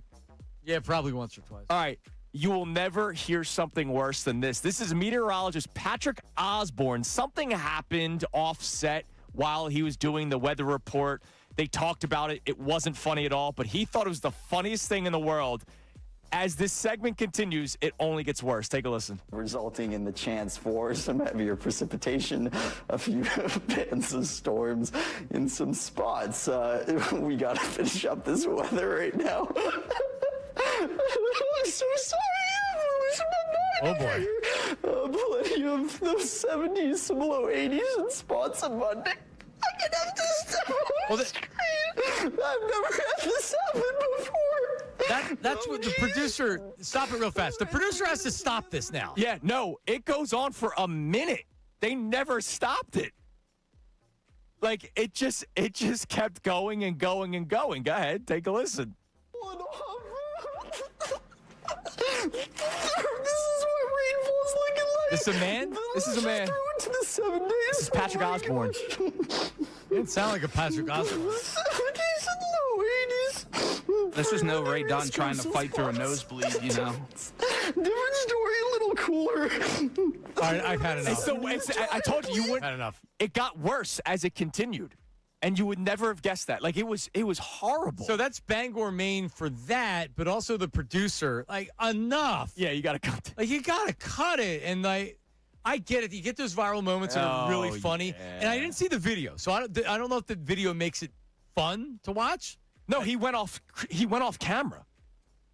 Like, he walked off the set, but they had him mic'd up, and they were like, "You got to finish the weather report." Yeah, that's where you just got. People need to know about Bangor, Maine, and what's going on there. All right, Talking about politics there, too, you know? Yeah, last thing. Did you see what China is going to drop? They have KFCs in China. Did you see what they're going to try? The sandwich, yep. All right. KFC is going to try a new menu item in China as the chicken sandwich craze continues to sweep the world. Did you see this, Brendan, what they're going to try? I believe I did see this, and it's perfect for Johnny Marsh. Traditional chicken sandwich, the KFC recipe, which is tremendous. Mashed potatoes, but the buns are flavored like Oreos. It's an Oreo chicken sandwich, right? The Oreo's acting as the bread. Is that what it is? Is that what I saw? Yeah, but they made it the size of a bun. It's not like the actual cookie. I know. No, it's the size of a chicken sandwich, but the bread is an Oreo. Yes. So it's two big Oreos with the chicken sandwich in between. And mashed potatoes and gravy and... That's so stupid. It's not even like they just get... Now we talk about it. It's online. How many Chinese people are going to buy that and eat it? I don't know. But probably just to do it and put it on Instagram. Right. It's gonna be the influencers. You're right. It won't ever make it to the United States because no one's going to actually buy it and eat it here. It's stupid. Are you sure? I mean, for the novelty, but that's it. Like, yeah, but send Petrilli up to the KFC and he can do it. We can take a video. See, the thing is, we were talking about the burgers, and then you had your late night, ice cream bars craze. You're just knocking both of them out at one time here. Yep. No, I'm not eating KFC chicken sandwiches anymore. I'm out. It all goes to the same place. You can bring it down. Dude, their menu is still great, dude. When was the last time you went to a KFC? A couple months ago, actually. Really? Yeah, dude. It's finger licking good. Why dude. would you go to a KFC? Is that the only thing near your house, or you really craved it? No, I just saw it and I pulled over. You've done that before. But where did you see it? You have to be more specific. Like you were on the rest stop and there was a KFC? No, I would eat that. I live near Rowan University. All right. And so there's like 50 of those kinds of joints around there. So there are. And okay. I was driving by and I was like, dude, I haven't had KFC in a long time. So I whipped a Yubi and I went back and I got like the small bucket. I don't even know where I would find a KFC. Well, I was going to say, John, yes, exactly. I drove by it the other day, gone. It's not there anymore. Oh, No, really? I know. Yeah, Yes, recently. Yeah, it's recently gone away. The one next to the mall. Dude, I still love those old joints. Like we started getting drops from Roy Rogers. Like, And it was really good. Dude, And it was Cherry Hill. Yeah, and it was fantastic. their breakfast sandwiches were really Yes, good. Yeah, they're great. Yeah, I took a video and I had a bunch of people being like, there's Roy Rogers. I'm Yep. like, the one in Cherry Hill, and the food was great. Like, not even joking. Great. I really enjoyed it. All right, coming up next, Schefter. Adam Schefter. What are we gonna talk to him about? Well, we got Jed York. What the hell goes on in San Francisco? That's we got awesome. we got the college football stuff. And look, Jonathan Gernard, not knowing what the hell is going on with Jonathan Gernard, he told me a couple weeks ago he first heard that they thought it was going to be a season-ending injury. Then they pivoted to it's not that big of a deal. It's just a strain. And now Vic Fangio's like, I don't know when we're going to get him back. So what's the latest on Jonathan Gernard? Yeah, it doesn't sound good. No, it doesn't. All right, well, that's great stuff. Schefter's coming up next. It is Marks and Salciunas, 97.5.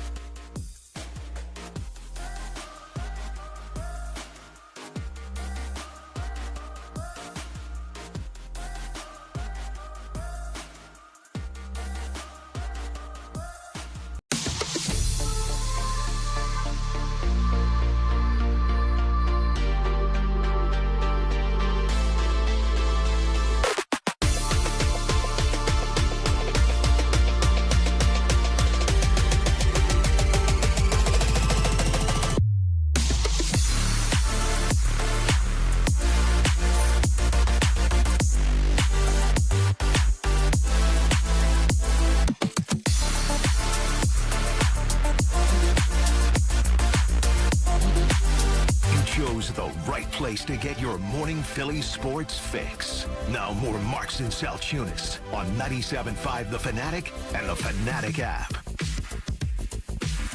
All right, we're back. It is Marks and Salciunas, John Marks, Andrew Salciunas. Eagles open practice last night. Adam Schefter coming up next.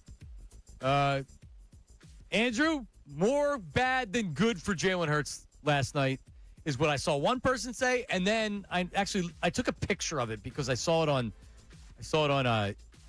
I believe it was Twitter, but I took a picture so I had it. Brandon Lee Gowton. Oh, his timeline was nothing but like amazing Jalen Hurts. So here's what he said, and this was on bleedinggreennation.com. He wrote it. He said, I don't think it would be accurate to say he's had a bad summer just because he's thrown a lot of picks. After watching the offense go overboard on turnover avoidance at all costs last season, I think it's good to see Hurts taking some more chances.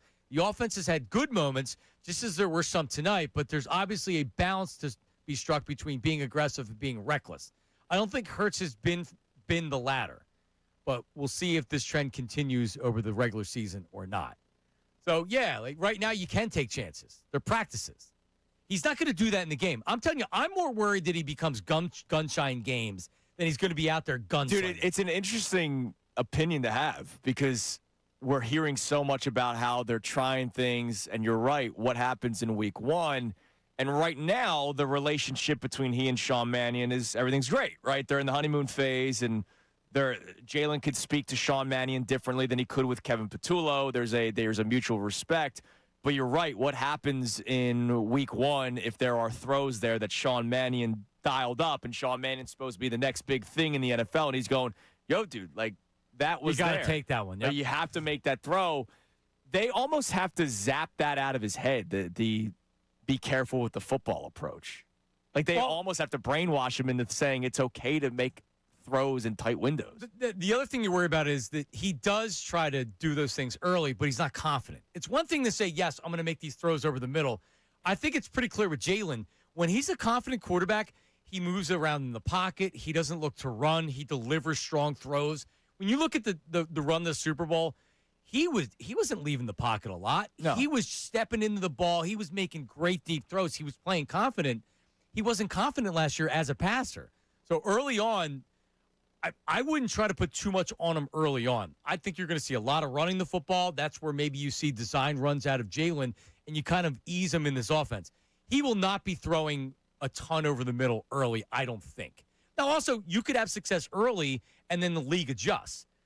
Who knows what's going to happen with Hurts in the offense this year? Yeah, I mean, and by the way, from what a lot of people are also saying is this is still very clearly a run-first offense, right? So early on in games, forget what week, early on in games, is this a, hey, let's get a couple of throws in to get Jalen feeling comfortable, and then we turn to the rushing attack? Or is it going to be run-first approach every single week? Because bottom line is they're still a run-first offense. And they're going to be. We could talk about Sean Mannion and how they have guys in motion and how they, Mekhi Lemon, first-round pick, Devontae, all these guys.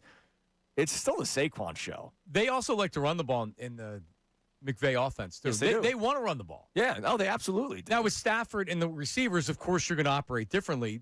This team right now is not ready to – and I don't know if Jalen Hurts is a 40-time throwing the ball a game quarterback. No, you know what or the in fact, offense, I know he's not. You know what the offense will be very similar to, and there will be people that get really offended by this. It's going to be very similar to San Francisco because there are a lot of similarities between Jalen Hurts and Brock Purdy. Brock Purdy can win you a game, but Christian McCaffrey's the best player on that offense when healthy, which and I think the difference with Hurts is he's shown the intangibles of I'm not losing this game, I'm going to win. Right. Big moments, he rises to the occasion. But Saquon Barkley's the best player on the field. Agreed. Yeah, well, that was how they won the Super Bowl. Yes. Offensive line, Saquon Barkley. I used to work with Glenn Foley back in the 950 days, former Boston College Eagle, New York Jet, the pride of Cherry Hill East. And his brother Kevin Foley played collegially at Maryland, and he's been a producer in NFL media for a long time. We had him on last year, and he had said, you have to understand, what the Eagles did last year with the offensive line and with Saquon Barkley, that's not something you can do every year. That's a once-in-a-generation performance by everybody involved. So you're not going to be able to do that this year. And he was so right. They couldn't stay healthy. Right. That tush-push killed the offensive line. Yeah, I know that the entire debate about whether or not the tush-push should be banned from the NFL, they kept on pushing like, oh, it's an injury risk. And every player said, no, I'm not injured because of it. But as it continued over and over and over again, Cam Jurgens, were we working together yet when I played this? We may not have been working together yet. Cam Jurgens did a podcast after they won the Super Bowl with Chris Long. So, they won the Super Bowl. They're feeling great. They're like, I can say anything at this point. Right. And Cam Jurgens said, Yeah, they call it the tush push. I call it pain because he's at the bottom of the pile every single time. Jordan Mailata, I remember he said it to E.J. Smith, who covers the Eagles for PHLY. He said to E.J., yeah, my body's not the same right now. This was like in week 1 last year. This was during the season. This wasn't OTAs. This is when the season started last year. And it goes to show you, those guys were all freaking beat up throughout the entire season because they were so physical. Yeah, Mailata was on one foot. He did his player show, and I heard from somebody down there that said, yeah, he's really limping around. He doesn't talk about it on the air. Right. But it's pretty well known just by looking at him that he was on one wheel last year. Yeah, I mean, Juergens and Landon Dickerson had Dickerson's still not healthy. They had to fly out. I feel good because they had this, is it Lumpkin? Willie Lampkin. Lampkin, not Lumpkin. Yeah. Because he didn't practice again last night. So you have Juergens, yeah, you worry about that, but also think about it. Landon Dickerson was a Pro Bowler how many years in a row? 3? Yeah, something like that. Yeah, he was fantastic. An elite interior lineman. But if you remember, he was always hurt in college. He was hurt in high school, and then he survived for a couple of years. When they drafted him, I was pissed. I didn't like it either. Because he had a torn ACL in the season, like late in that season. It's like, well, he's not even going to be able to play the next year. And then he was able to stay healthy for He the had first couple 3 years. straight years where his season ended because of injury in college. 3 straight years. So when they selected him, I was like, I don't like this pick at all. He's not going to play long. He's going to be like, you know what? I keep getting injured. I've made a lot of money. I'm out. Yeah, and that's why the other day when he did the press conference, it was saying, I don't know where these reports are coming from that I was going to retire soon. We all know where the reports are coming from, probably you, because your body is falling apart. It's just falling apart on you. All right, well, we could talk about that more because we are now joined by our man that joins us every single Wednesday at 8:05 from ESPN. My man Adam Schefter joins us. Shefty, good morning. What's going on? Well, we had open practice yesterday, so we were able to all study the film, Shefty. It was a big day yesterday in Philadelphia, open practice. And Jalen Hurts, again, mixed reports, just like you get them all over the place nationally. Had a good practice from one reporter, had a bad practice from the other reporter. What have you been hearing so far this training camp with Jalen Hurts, who's been learning a new offense? You and I have been talking about the future of his contract for weeks now. Have you heard much at all about Jalen Hurts and how he's getting ready for this season?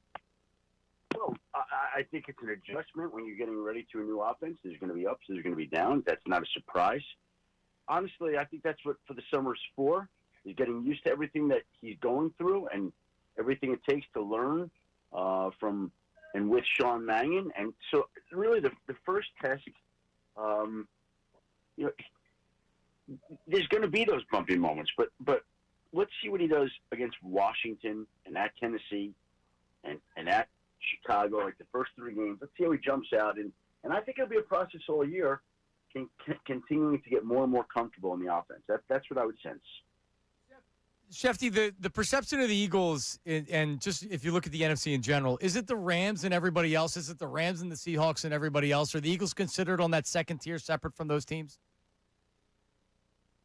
I mean, right now maybe, but I don't know how much that means. Like, the season hasn't started yet, so it doesn't mean a lot to me. It's you got to get the season underway before we're putting the teams in. We could rank them preseason wise in AP top 20 if that's what you want to do. It doesn't really work in the NFL level. Got to go out and prove it and play it. But I'm not worried. Like, I think there are a bunch of good teams in the NFC. I think the NFC is better than people are used to seeing. But that's kind of where we're at right now. And it doesn't mean a lot until the season gets underway. All right, well, when the season gets underway, will the Philadelphia Eagles have Jonathan Grenard playing week 1? My guess would be no. And the roster decisions will be made on Sunday, but that was not the tone out of there to where he'll be ready week 1. Again, I think they're fortunate they didn't lose him for the season. And now the question becomes, can they get him back as soon as possible? It doesn't sound like the opener is a likely scenario, but let's see what he does here in the next couple of weeks. Yeah, I want to talk more about it because Johnny Marks, who we just started last week together, I told him that you said to me a couple of weeks ago that you first heard that there was an initial fear that he was going to be out for the season, and then how he completely downplays it, says, he's just going to be out for a little bit. And then go ahead. No. Initially, when he first heard it, when they're waiting for tests, there's concern that it could be the season. But then they had the test, and it wasn't as bad as they they thought. But then they made it out to be like, it's just he's going to be out for a couple weeks here at camp. And now we're talking about missing week 1. Is it potentially first quarter of the season? Like, one thing is week 1, but how serious is this injury actually? Because they're trying to downplay it all they want. Look, he had a pec injury. He hasn't practiced. The start of the season's in jeopardy. I don't know how to make it more dangerous than that. Like that's enough right there. I don't know whether he misses 2 weeks, 4 weeks, 1 week. I don't know. They don't know. It depends on how he's feeling. But again, I think that the start of the season is in jeopardy. That's fair to say. My guess is he's not going to play week 1. But let's see if he recovers. And that's kind of where we're at right now. Okay, now I guess this leads to the next question because I see a lot of people floating out the name Hassan Reddick. What have you heard with the latest in Hassan Reddick, and do you believe the Eagles will express interest? Well, I think that there are a bunch of teams that are fortifying their rosters right now, and there are a group of players that could be on the trade block that are still on the street that teams are looking at. I always say, okay, it's August 26th. If there's still a guy out there and he hasn't, what's the reason? Is it a veteran who didn't want to go to camp? Is it a veteran who wants too much money? Is it a veteran that might have a bigger name that hasn't played as well? Like, there are a lot of reasons. It's not usually common to sign a player off the street on August 26th that comes in and provides a lot of help to your roster. I'd be curious to know the last veteran who was signed off the street at this point in the preseason season, and to see what works. But there's not a lot of those guys. So, like, if you're putting all your hopes in Hassan Reddick, I think that's a problem. All right, Shefty, there's obviously all kinds of Eagles topics that we can get into because the Philadelphia Eagles are the center of the universe, but there are also big stories nationally. Let's start in the NFL. San Francisco, their owner got into a bit of a dicey situation. What have you heard, if you can explain everything that went down with Jed York, the owner of the San Francisco 49ers, and could there be any repercussions from the league? Oh, well, I mean, he was engaging in prostitution. He obviously pled down. He apparently responded to an undercover prostitution website that turned out to be a sting operation. He drove into this mobile home park on Sunday morning, the address that he was given. And when he couldn't find the address, he turned around. The police were waiting for him on the street. They took his phone and found out that he was the one, as quote-unquote Joe, that had communicated and arranged to pay $160 to this woman. And obviously he was arrested and charged right there. Now, the Niners say the legal situation has been resolved, but the NFL still now is reviewing it under its personal conduct policy. It'll be under the purview of NFL Commissioner Roger Goodell to dole out punishment. And yeah, I think he's going to be suspended, is my guess.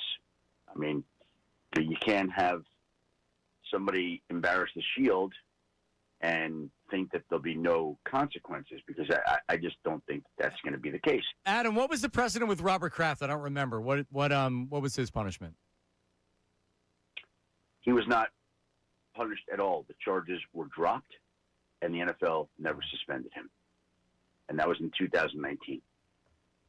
Interesting. Well, then I'll follow up with this, because if you're talking about embarrassing the Shield, I know you've talked about it on this station in the past, the situation that took place between Mike Vrabel and Diana Rossini. It feels like there's been no repercussions toward Mike Vrabel. Wouldn't you consider that as embarrassing the Shield? The NFL has talked about in a way that they probably don't want to be talked about for months. But in all I could say is, in this particular case, it involved a legal situation. And the other case is a moral situation, right? Sure. So I don't know that the league often gets involved in rules judgments on moral situations. Everybody has made their judgments on the other case. And you obviously could clearly make the argument that embarrassment and shame was brought to the Shield. But the NFL has given no indication so far that it is reviewing it under the personal conduct policy, whereas with Jed York, right away it said this situation is being reviewed under the personal conduct policy. So that's up to the NFL, not me. Shefty, the future of, I don't even know where to start here, college football / the NFL, the Daquan Wright situation where he's with the Eagles in camp, he's with the Browns in camp, says, all right, I'm out, I'm going to go back to college. And then the SEC says, no, we're going to follow the Big 12 here. We don't want players that were with an NFL team playing in our conference. What do you think ultimately happens with players like Daquan Wright where they were in camp with an NFL team? Do they stay in the NFL, or will there be some conferences that say, we will welcome you here? Well, look, this is a quickly unfolding situation that's all evolving this week, and it feels like that Daquan Wright had a deal with LSU to go there, and that came before some of these schools said that they're not going to allow this type of behavior anymore. I mean, just last night, the SEC joined the Big Ten in its unanimous opposition for players to leave the NFL and return to college teams, and they passed that rule that gives the commissioner, Greg Sankey, the authority to enforce it with penalties. But my understanding is, in regards to Daquan Wright, I've been told that the temporary restraining order supersedes the SEC ruling and that Wright still intends to sign with LSU. Now, I don't know whether that's going to hold up or not. I'm not smart enough legally to know whether that's going to hold up or not. But it sounds like he may have slipped through a crack, and he may be the last guy or one of the last guys that slips through that crack. That's amazing. All right, well, Shefty, one more for you because it's fantasy football season, even though I don't know why people are making drafts at this point of the season, training camp. Jamar Chase, what's the latest? He says he hyperextended his knee, and you hope that that's the case, that that's all there is to it, and there's nothing more. You know, I noticed some online doctors yesterday, you know, who sometimes they're right, sometimes they're not. You know, they want to see more testing done. So I don't know whether there will be or won't be, but Jamar Chase said after the play that he was fine, that it was hyperextended, and that he could have played a game today, in his opinion, if he had to. All right. You're the man, Shefty. Appreciate the time as always, and we will talk to you again next week. Thank you, guys. Appreciate it. Have a great week. There he is, Adam Schefter from ESPN. Yeah, to what you said, I want to draft as late as I can in fantasy football. It looked like Jamar Chase actually, like after practice, he wasn't worried about it. Yeah, but when you sent the video to our group text, like I thought his leg blew up. Like the way season ender. Oh my God, dude! Like that was ugly. He hyperextended it. Now I didn't see him walk off because once the car comes out, they know it. They know if the ACL's blown or exactly what it was. They have a pretty good idea. That was a hyperextension. He's lucky.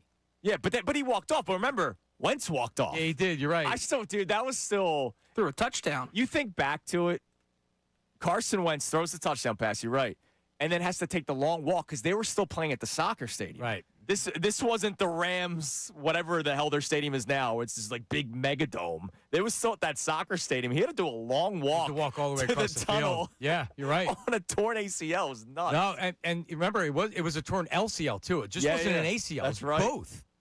That's crazy. All right. Well, there you go. Grenard missing the start of the season. Biggest takeaway from that conversation there, Johnny. Yeah, for sure. And you were digging for how long, and like I guess he hasn't heard. But... His name is LeBron James. Oh, what happened there? I don't think they knew he did it. But no, it's concerning. And look, the reason why he doesn't know is because I guess it's a feel thing. Well, they also don't know. They're going to try to get him. They're going to try to get him, and that happened at the L.A. Coliseum. He's right. That's why it was such a long walk. You're right. That old long. But no, it is like they're probably wondering, is he going to be ready? They're trying to get him ready. So that at least tells you it's not. They're not going to IR him. Right.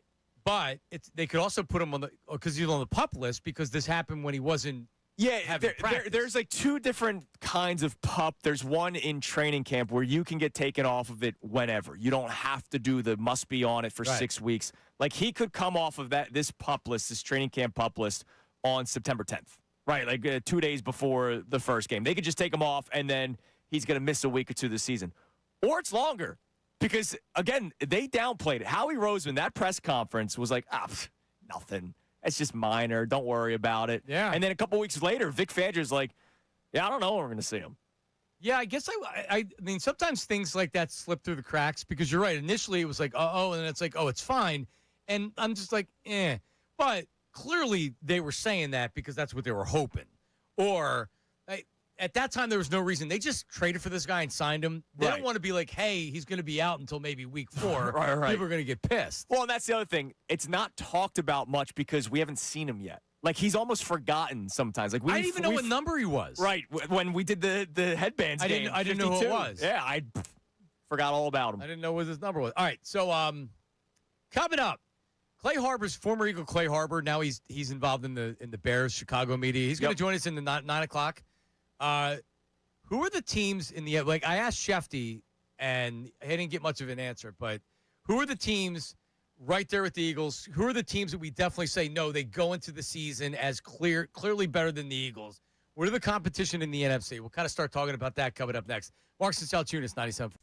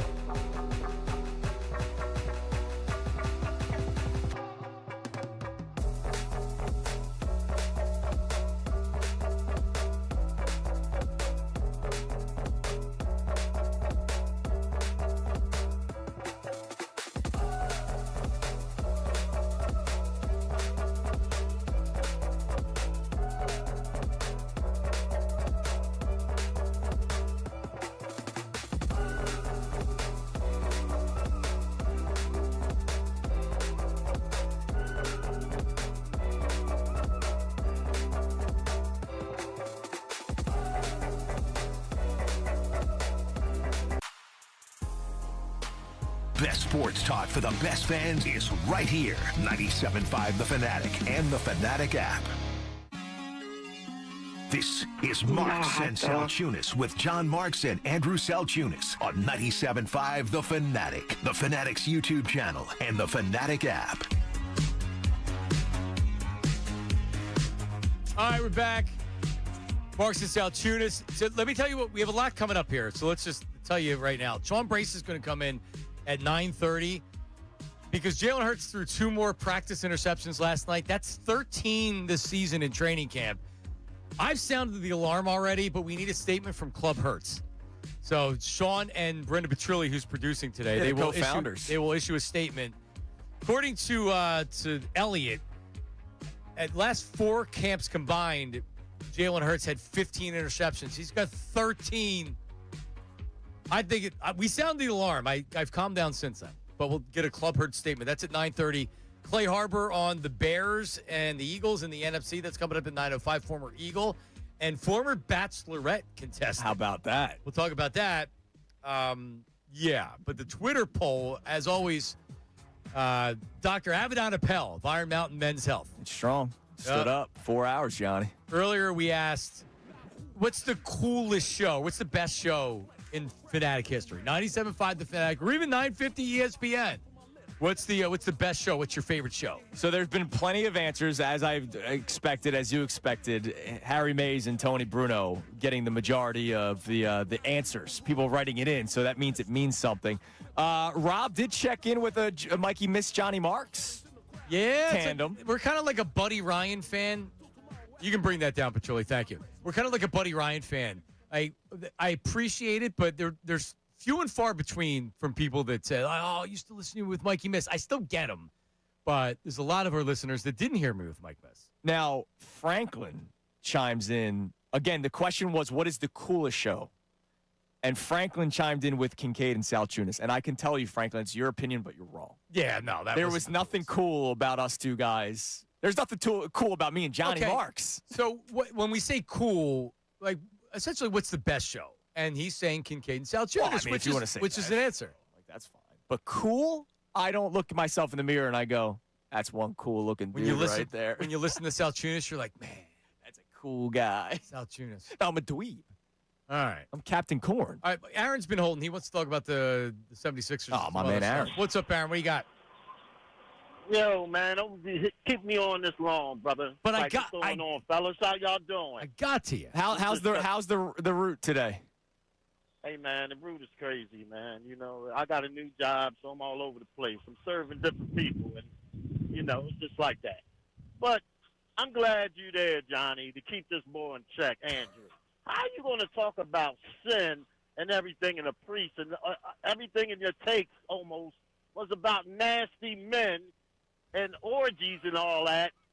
Where was the sin at when you was talking about that? And you No. What I was saying was look. You agreed with the guy, the governor, or whatever. And that's what I'm saying. To me, premarital sex, it's considered a sin. It's on the power rankings, but to me, it's got to be toward the bottom because I would rather have sex before marriage than murder someone. Sin is sin, man. Whatever you. A sin is a sin, Andrew. Go to confession. Sorry. Sin is sin. Big man knows what I've done. Yeah, no. Andrew is pro covet thy neighbor's wife. He's done it before. Let's get to LeBron. Let's get to the Sixers, man. All right. I don't like y'all takes. It's championship or bust. Just like Shaq said, it's championship or bust. You don't bring this super team together to worry about some damn Knicks. All right? Well, you're talking to Andrew, not me. You're talking to Andrew. Because Andrew's like, I'm always talking to Andrew. Eastern Conference Finals or bust. Let's go. My expectations and my bar is something they haven't done in 25 years. Wow, I'm such a wuss. Okay. It's been 25 years, brother. Did they have LeBron then? Did they have Jaylen Brown then? No, they didn't. Did they have these players? Okay, then. New expectations. So they go to the Eastern Conference Finals. They lose in 7. You're going, screw this. They should never have signed them. No, I won't do that. Exactly. You know I won't do that, man. They're the team I despise more than anybody in this city because they do stupid stuff all the time. But this time they got it right. They got it right. They sure didn't. And Aaron, by the way, I'm agreeing with you. I've always thought Andrew was soft on the 76ers, and it always annoyed me with the Sixers. No, but they're my babies, man. They deserve and I can appreciate that. But for years, I've been tired of hearing the positive stuff on the Sixers because they didn't deserve it. So we're in the same boat. When did you hear positive stuff from the Sixers? When? Salciunas. That's his whole thing. Oh, I was always a if they're healthy guy. I've been saying that for years. He's an MVP. It'll be fine. Yeah, and these birds, man, they got to get a tight end, a second tight end that can block and can. Well, no, the blocking tight end is Munt, is Johnny Munt. I don't want John. I don't like him, bro. What do you know about him? You know what he's going to do. What he's going to do is just block. He's going to block, yeah. Nothing. No, Aaron, to your point, bro, listen, thank you. You're a good caller. Please call again. I love Aaron. And I won't That's make you my hold guy. next time. I don't know Aaron. Oh, he's a garbage truck driver. So that's why I asked him how the route's doing. He's all over the place, man. Gotcha. All right, well, dude, I won't make you wait as much next time. Then. That's my guy, Aaron. But what was he just talking about? What was the last point that he just made? He wants a second tight end in there that can do everything. But he's right, because they just drafted Eli Stowers to be that guy. He didn't practice last night. No, but I don't look at Eli Stowers as the blocking tight end. Like there's not many Dallas Goddards out there. But that's the third tight end. The second tight end was supposed to be Calcaterra, the receiving tight end. Yes. Your starting tight end, Dallas Goedert, does it all. He's a Pro Bowl level type player. Right. Your second tight end is supposed to be the more the pass catching tight end, and then Munt really is your third tight end. He's your blocking tight end. And in this offense with Mannion, at least with McVay, he could have four tight ends, and they're all catching touchdown passes. There's no real rhyme or reason to whatever they're doing. But like Munt is your third, not your second, unless he's a receiver that we haven't seen before. Calcaterra is still on this team. Maybe he's the one that makes this roster and they keep four tight ends. But Tim McManus told us yesterday he thinks maybe they keep Carson Steele as a fullback. Yes. You can't keep 6 wide receivers, 4 tight ends, and a fullback and 3 running backs. So Tim did have 4 tight ends on his roster projection. I was checking it out while we had him on yesterday. So where did they go? Where did they skimp? Yeah, let me defensive back. Let me get this all for you. Tim was even saying maybe use Willie Lampkin as that, I know he blocking did. tight end guy on the outside too. So Tim McManus has Hurts, Dalton, Payton. He has Tanner McKee on the way out. 3 backs: Barkley, Bigsby, Shipley. 6 receivers: Smith, Lemon, Wicks, Brown, Cooper, Moore. 4 tight ends: Goddard, Stowers, Johnny Munt, and Grant Calcaterra. 10 linemen on the offense, 6 defensive linemen, 9 linebackers, 6 corners, 3 safeties, 3 special. So maybe Mannion looks at, because let's face it, the scheme they were running before wasn't even a scheme, right? It was a scheme, but it wasn't a scheme. Yeah. Now they actually have a scheme, and he may look at Calcaterra and say, well, I know what I can do with him. Because the idea of Calcaterra, and you've seen it in flashes, is what you're looking for. A guy that can catch maybe 25 balls to 200 yards, a couple of touchdowns. He's your pass-catching tight end. And then Munt comes in. Yeah, Johnny Munt. And he's your grunt. Munt the grunt. Dog mentality. That's good. That's a new fan club. Exactly right. Munt's Grunts. There's too many fan clubs because I'm a tie guy for Ty yeah, that's Robinson. right. And the steel curtain. No, you can't. That's never. I know it's never been used before. It doesn't sound right, though. Carson Steel curtain. Well, there you go. All right, so if I said right now, and I'm not going to let you use the Rams because everybody will say the Rams. Who are the better teams right now are there any better teams in the NFC right now, and who are they? Better than the Philadelphia Eagles? Than the Philadelphia Eagles, yes.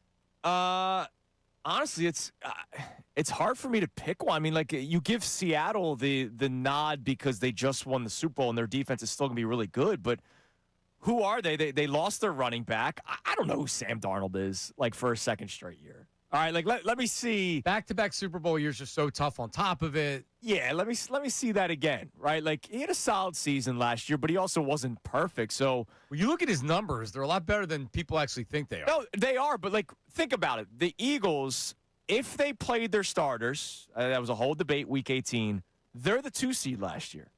If they played their starters last year. Right, they beat Josh Johnson. So I look at them as the second best team in the NFC still. Hold that thought. All right. We'll get to it coming up. Voice memos, Davis on the text line 610-632-0975. Phone calls, 610-632-0975. I think there's a sleeper team out there that people are sleeping on a little bit in the NFC. I got that for you coming up next as well. It's Marks in Salciunas, 97.5. We got week 0 coming up this week, and college football's back, and so are the predictions. Who makes the playoffs, who wins their conference, who takes home the national title on Kalshi, America's #1 prediction market platform. They let you trade those predictions in a live market. You can also make some predictions on games, and my Owls will be hosting the Nittany Lions coming up in a couple of weeks. And Kalshi's got him at 16%, or the public, I should say, because Kalshi, it's just what the people are saying. 16% chance right now for the Owls to take down the Nittany Lions in the second week of September. $100 trade would pay out $147 in that situation. I think the Owls give him a little bit of a shot. But college football playoff qualifiers, I love futures selections, future predictions. LSU, 42% chance to make the college football playoff, not to win it, just to make it. $100 trade pays out $223. It's $123 profit. Just check them out on Kalshi. You're trading against peers in a live market, meaning there's no house, and as the probability changes, you can buy in and out of your position. Just trade the draft pick, the game, and more on Kalshi. Download the Kalshi app and use code Fanatic to get $20 when you trade $20. Of course, check them out. You got to be 18 plus on Kalshi. You can spell it Kalshi. Just check them out, Kalshi.com. This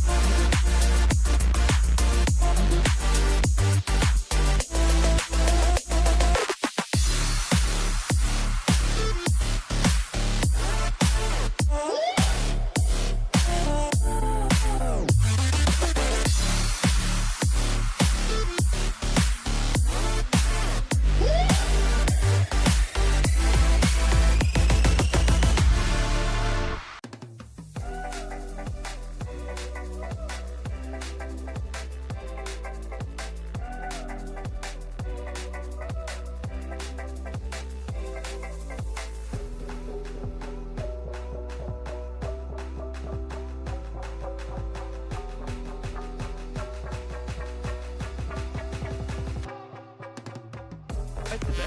We don't have an 8 o'clock sponsor, BP, but I'll take you behind the curtain real quick. Sometimes the copy gets cut off, Johnny. So I got to let you know that Kalshi, restrictions and eligibility requirements apply. Event contract trading involves risk and may not be suitable for all investors. Kalshi products are not available in all jurisdictions.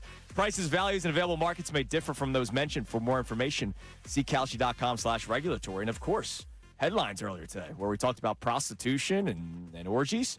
For over 70 years, Lundy Law has been fighting for injured people. If you need them, remember the name Lundy Law. Your injury lawyers, visit lundylaw.com. That's lundylaw.com. What a way to promote the segment. Hell yeah, Andrew, man. Thank you.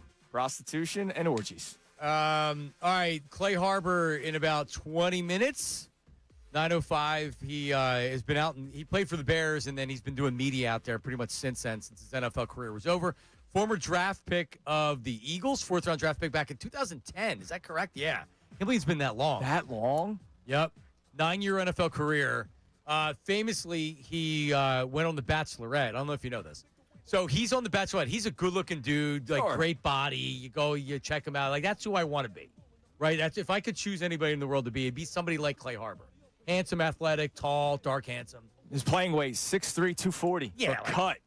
Yeah, no, he's a sex pot. He could be a Chippendale dancer for sure. Thirst trap.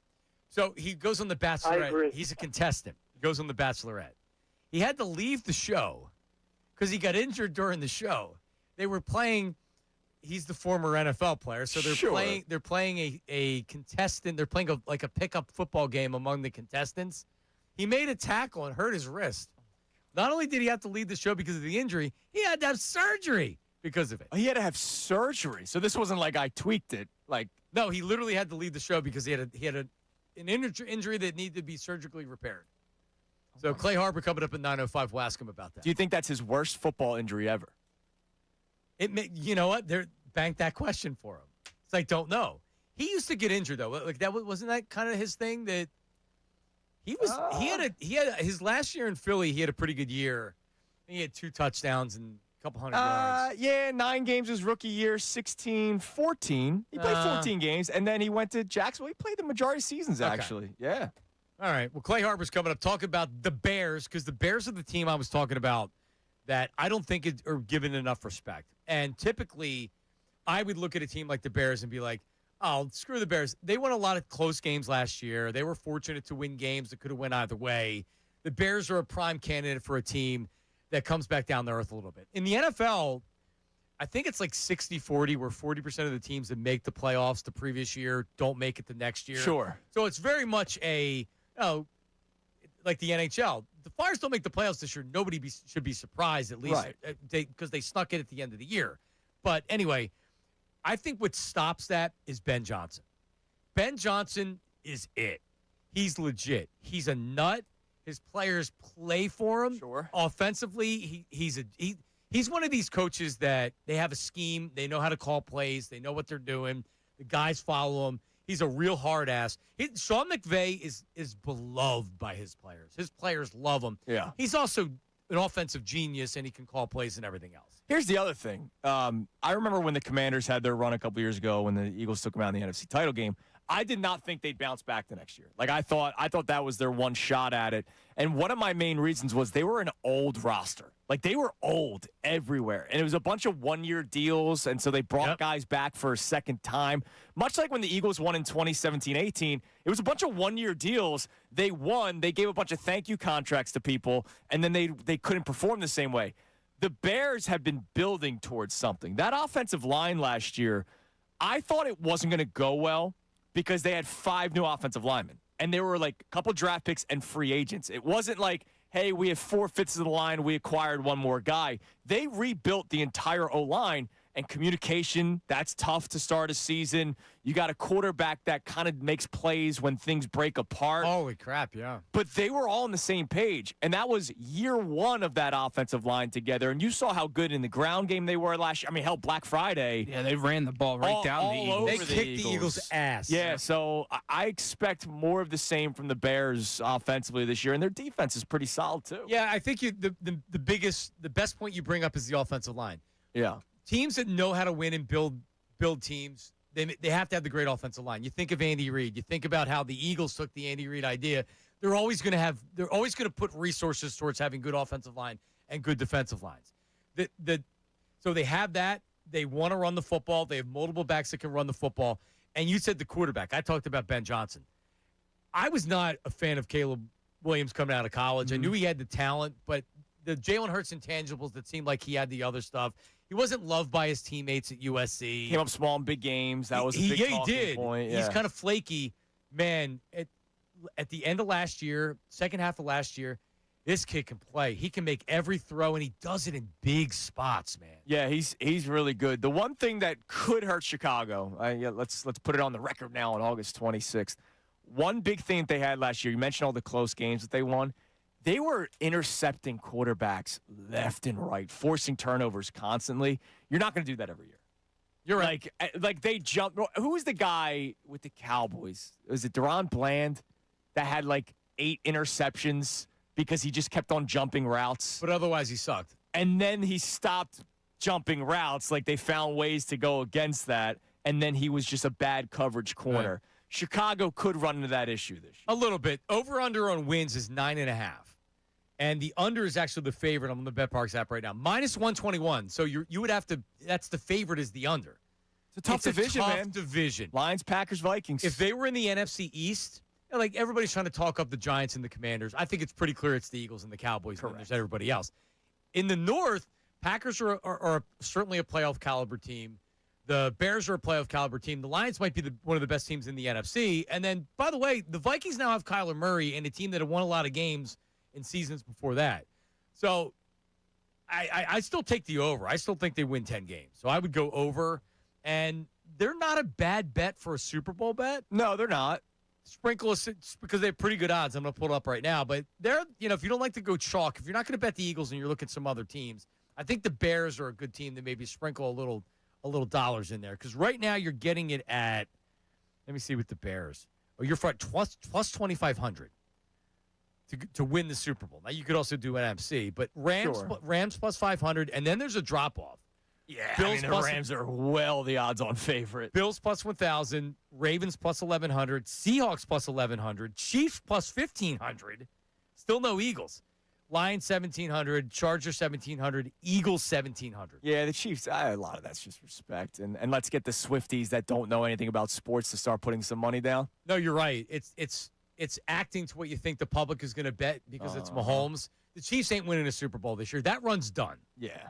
They need to I'm not going to say Pat Mahomes can't win another Super Bowl. They need to totally revamp what they're doing there. I mean, they're still trying it with Kelsey. I mean, by the way, year, before Mahomes got hurt, he was not good. No, because they don't. It's Andy's going back to old Andy. No wide receivers. I don't need those wide receivers. Right. Look, they won without Tyreek Hill. Like, you can't take that away from them. They did win with they beat the Eagles without Tyreek Hill. But since then, I mean, that offense hasn't been the same. No. And, by the way, they haven't had a running back.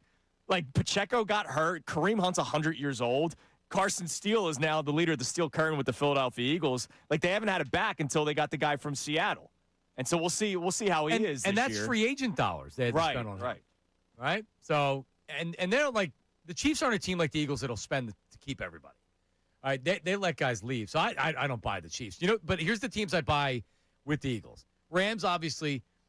Who's coming out of the AFC? Bills and Ravens. Does it feel like a Ravens year? I feel like every year feels like a Ravens year. I don't know. Post Harbaugh. Is this a Bills year? What is that like? I think they're going to be like, wow, this guy's actually a lot better than Harbaugh. You think so? Can't remember his name right now. McDonald? No, that's the guy with the Seahawks. No, that's the Seahawks. Yeah, because he's from the offensive coordinator, Kubiak. Right? No, Kubiak's not the head coach. No, it's another defensive coach. He's on the tree. From the Packers, right? Yeah, I don't. Oh, Jesus. Anyway, Jesse Minter. Jesse Minter, yes. Yeah. Where did the Packers guy go? He was from Boston College, the defensive coordinator of the Packers. He's in Miami. I don't think he's a head coach, though. Are you sure? I don't buy the Chargers. Lions?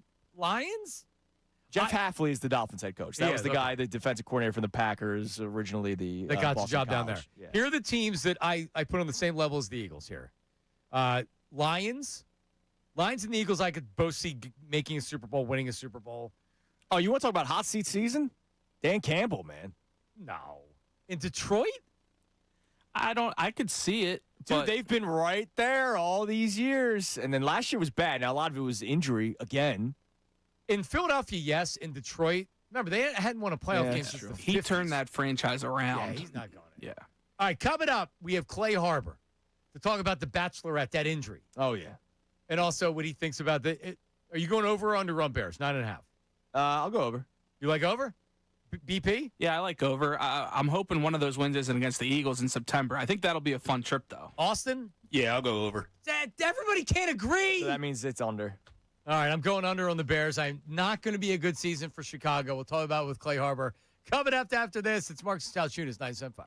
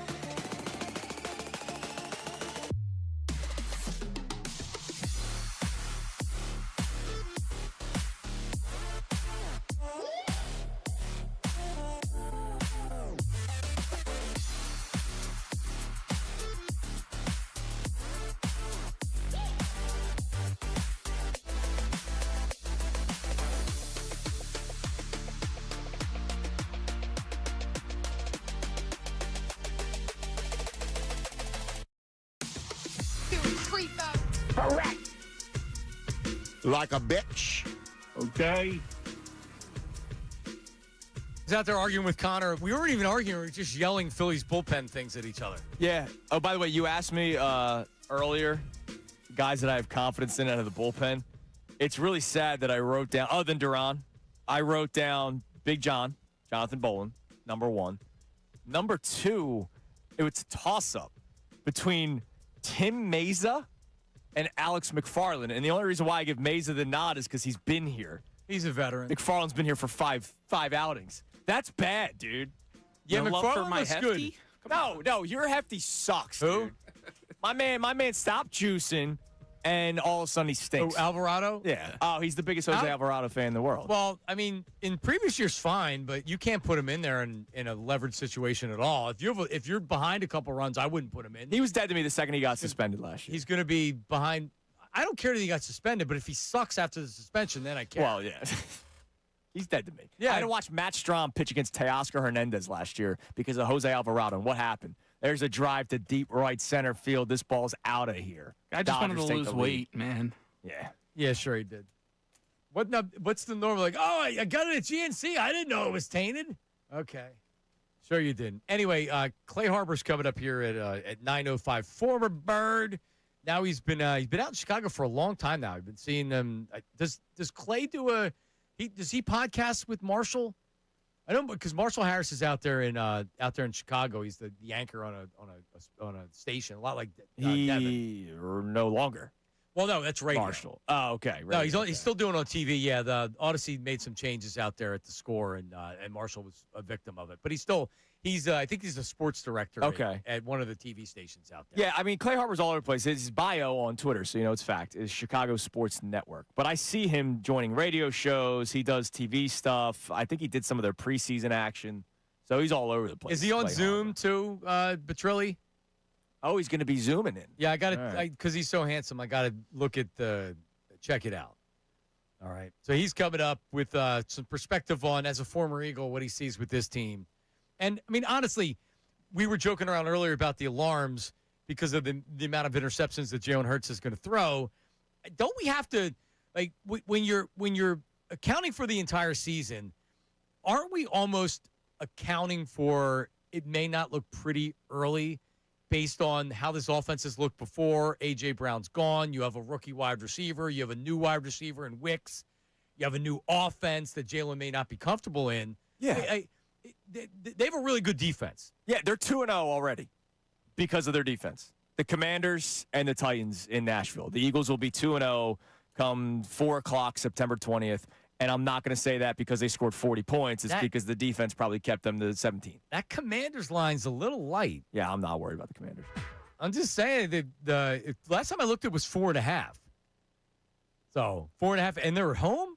I don't know. All I'm saying is that, like, I agree with you that the Eagles are still one of the teams that I can't see a world where the Eagles don't win 11 games. The over/under for Eagles is 10.5. Yeah. I could see a world where they don't win the East because they lose to a tiebreaker with the Cowboys or something like that. But I am not expecting a 9-win season out of the Eagles. No, when we did W's and L's, everybody's favorite game every single year the schedule comes out, I had them at 12-5, but I said that I could see them winning 11 more than 13. Right? You know how we're always so close with our win-loss predictions. I had them at 12-5, but I was like, you know what? There's more of a chance they go 11-6 than 13-4. That, by the way, week 3, week 4, that's tough, man. You go Bears, Rams, and then you got to go out to London. I know the Jags are the Jags, but you got to fly out to London. That's a tough 3-week stretch for the Eagles. And then they come back against Carolina. They don't have the bye week post trip to London. It's Monday Night Football with the Bears. Yes, that's a tough 6-week stretch. And then you got the Cowboys. And then Commanders, then Giants. It's actually not that easy of a opening 9 games. They're better than the Commanders and Giants, but we know how division games go in the NFL. 3 straight weeks division games. Cowboys, Commanders, Giants. With no bye weeks mixed in between. Yeah, that's a lot, man. Yeah, listen. We don't have a gauntlet this year, though. Remember previous years the Eagles had the gauntlet? Yeah. You looked at it and said, oh, man, that's tough. No, your gauntlet is Bears, Rams, and then you're going to London. Like, the travel is more of the gauntlet than the team itself that you're playing. And then the Panthers are going to be good this year. Their defense is going to be really good. I don't know about Bryce Young. I'm not buying stock.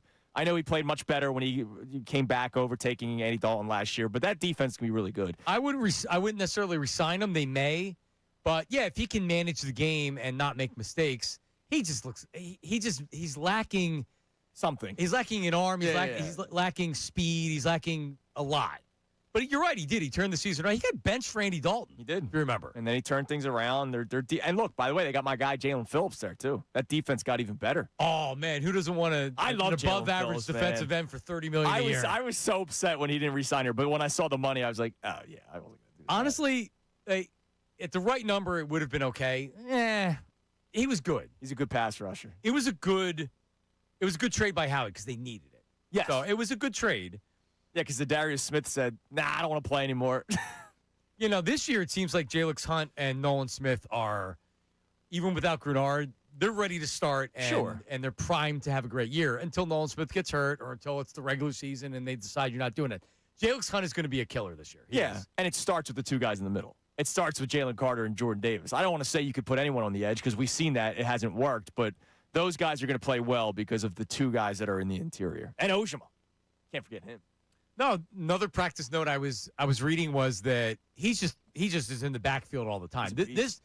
Like you had said yesterday, he may make a lot of money in free agency signing somewhere else. Yeah, he's not going to be here after this year. No, he's not. He's really good. It's like Milton Williams. Milton Williams got paid way more than I expected. He got $100 million from the Patriots. And I remember the second that contract came out, I said he better send an edible arrangement to Jalen Carter and Jordan Davis. And then he went to New England and was really good for them. So that's what's interesting with the Eagles, because you could make the case that you signed Jordan Davis. Jalen Carter's a monster, but if you can get first-round draft picks for him, you sign Ojimo for a lot less money than you got to give Jalen Carter, and is your defense better? Because you got to re-sign Coop. Yep. You got to re-sign Quinyon Mitchell. Yep. Now, if Jeffrey Lurie's going to just sign everybody, then what do we care? Yeah. But you have to sign a lot of people. When you draft as well as the Eagles have, guess what? Those guys get paid. Yeah. I can't wait for this season, but man, I would never fast forward through a regular season. Next offseason is going to be fascinating, dude. Between those two contracts, Jalen's contract, Jalen Hurts' contract, it's going to be a lot. A lot to talk about after this year. There's also a lot of uncertainty with the offensive line because now Lane he's actually said retirement. Yeah. Does it happen? I'd say it's more likely it happens than it doesn't because he said it. Landon Dickerson, the reports were he was considering retirement, and he's already not healthy. Like, he's not fully healthy. Yeah. Who the hell knows with Cam Jurgens? Yeah. So you have where it's like we had the best offensive line in football to, because they're not very deep. Well, we got Willie Lampkin, man. Markel Bell. Yeah, he looks like a beast. All right, he's a third-round draft pick, though. So I have to have a wait and see before I'm just sure. Like, you put him in, because I think Fred Johnson's still going to be the primary backup.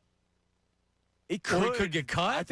I doubt he gets cut. He's not getting paid much at all. But when we had DeCecco on earlier this week, he said Bell's giving him a run for his money, man. Like there might be a chance that Bell's the first man up, and then you keep Fred Johnson available because he's the swing tackle.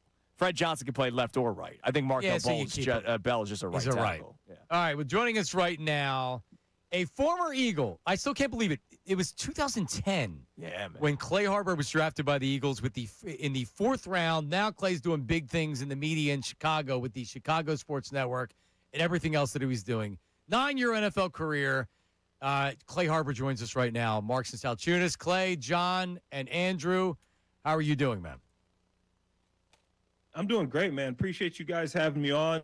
Was able to get down to Eagles camp I think 2 weeks ago, maybe about 10 days ago. I was able to get on the field, see the guys up close and personal, and liked what I saw.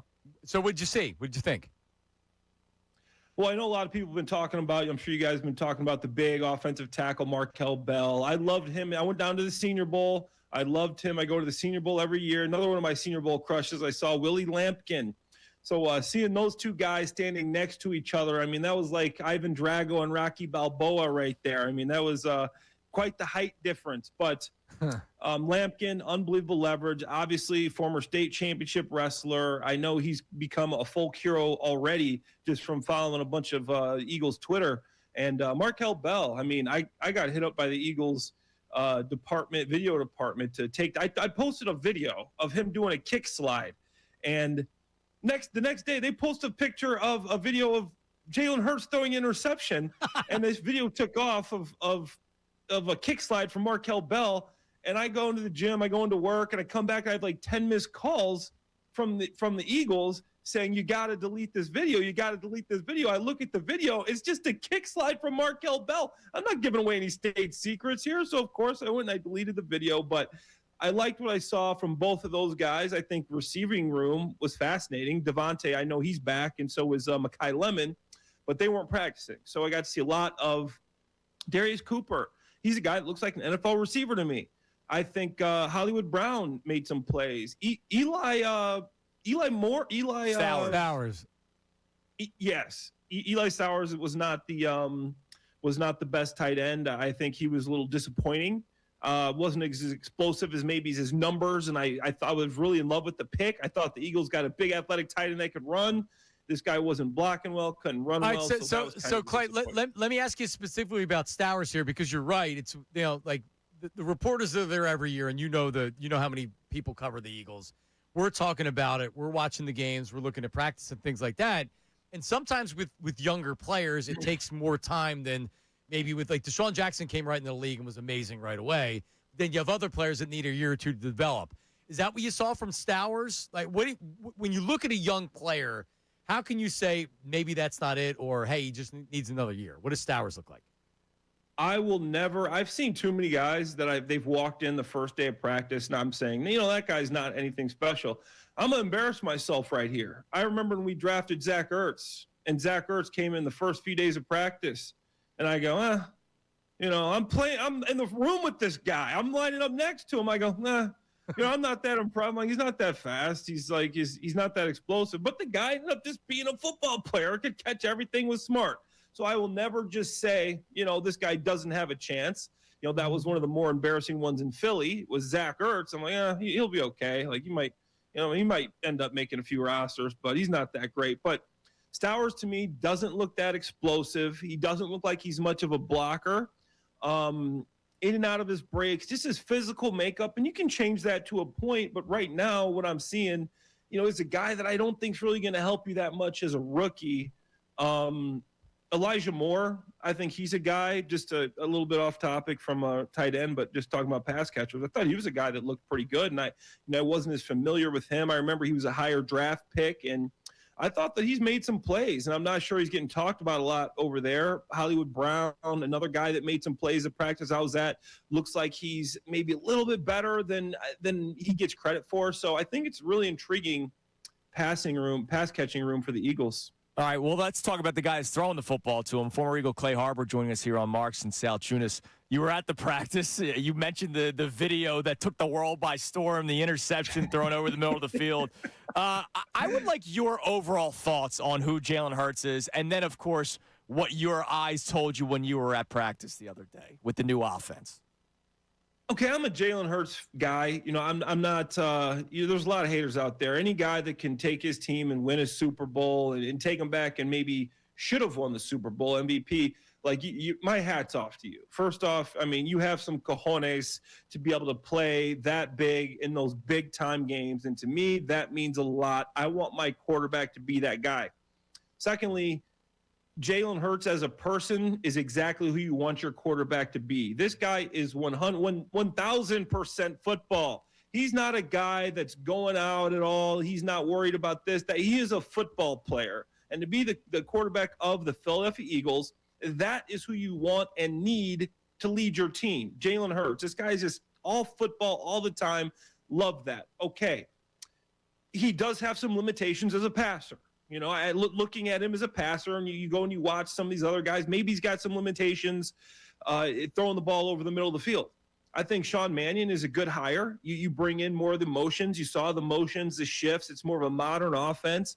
We know how it goes in Philly. Every other year, you get a good offensive coordinator. So this is a good year. I think Mannion is going to do some big things. He's got some weapons. Saquon, not to get off of Jalen Hurts for you, but Saquon looked like Saquon again when I was out there practice. That's the first thing I noticed. I go, Saquon's looking good. Clayton Bigsby looks like he's a guy that can run, and both those guys looked explosive. So I think you lean on a little bit of the running game. you know what Jalen Hurts can do and what he can't do.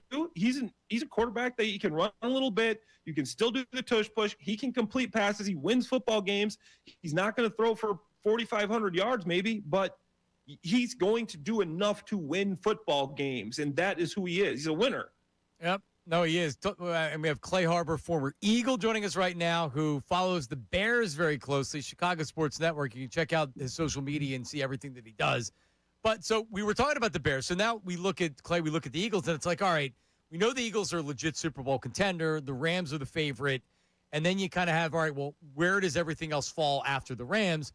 I know it's a tough division. I think people are sleeping on the Bears and Ben Johnson and Caleb Williams. They showed me a lot last year. What's kind of the vibe around the Bears, and where do you see this season heading for them? Yeah, it's interesting, and I hope none of my Chicago followers are following the Eagles. I don't think they are, because I'm going to get real, we're real blunt here, with what I think, how I feel about this team right now. And first off, tell your Phillies to stop winning. I know they lost to the Mariners last night. They're chasing my Cubs down. The Cubs lost, the Mariners lost, or the Phillies lost, so that wild card is getting a little too close for comfort there. Schwarber, we gave you guys him. You guys should be thanking us here in Chicago. He was a former Cub. But anyways, the Bears, offensively, I'm high on them. I think Ben Johnson has done a great job of implementing this offense. I've been out to pretty much every training camp practice. Yeah, I've watched all 22 of both preseason games. I think the offense is in a good spot. Last year, they couldn't break the huddle at this time. Operationally, they're much better. I think they got a couple of young playmakers, Colson Loveland. We played with a lot of good tight ends. I think Loveland is going to be a guy that does some really big things. Luther Burden does some big things. I think DeAndre Swift, your guy's former running back, has had a really strong camp. Offensive line-wise, we've had some issues with the left tackle, but overall offense, I'm high on them. The problem is this defense, man. I don't know if they're going to give up 35 a game or if it's just going to be 30, but I have my reservations here. The defensive line isn't strong. Linebacking crew, I still like. T.J. Edwards, former Eagle, is still over here. Yep. Devin Bush, but the secondary is tough, too. We our nickelback, Kyler Gordon, nobody knows what's wrong with him. The guy hasn't played since last year in the playoffs, and then you lose Kobe Bryant for the season, your big free agent signing. So defensively, I think it might be tough for the Bears. I think they'll still be a playoff caliber team, but this offense, you're basically going to have to outscore every team you play. So can they do that? I don't know. We're going to see. I'm going to get some fantasy football players from Chicago. It seems like they're going to have a lot of yardage this year. Yeah, that might be a good way to go about it. Now, Clay, lastly, a lot of us here in Philadelphia obviously remember you as a former Eagle, but there might be some people in the audience remembering you as a former participant in The Bachelorette. And I did not know. Johnny told me that you got injured on the show. So can you explain what happened? And then my follow-up is, because it's football related, is that the worst football injury you ever sustained? I wish it was the worst football injury. Unfortunately, I've had 10 surgeries in 9 years of playing professionally. Right. I had a surgery every freaking year, man. It was crazy. Didn't miss a lot of games, but every offseason something was getting fixed, going under the knife.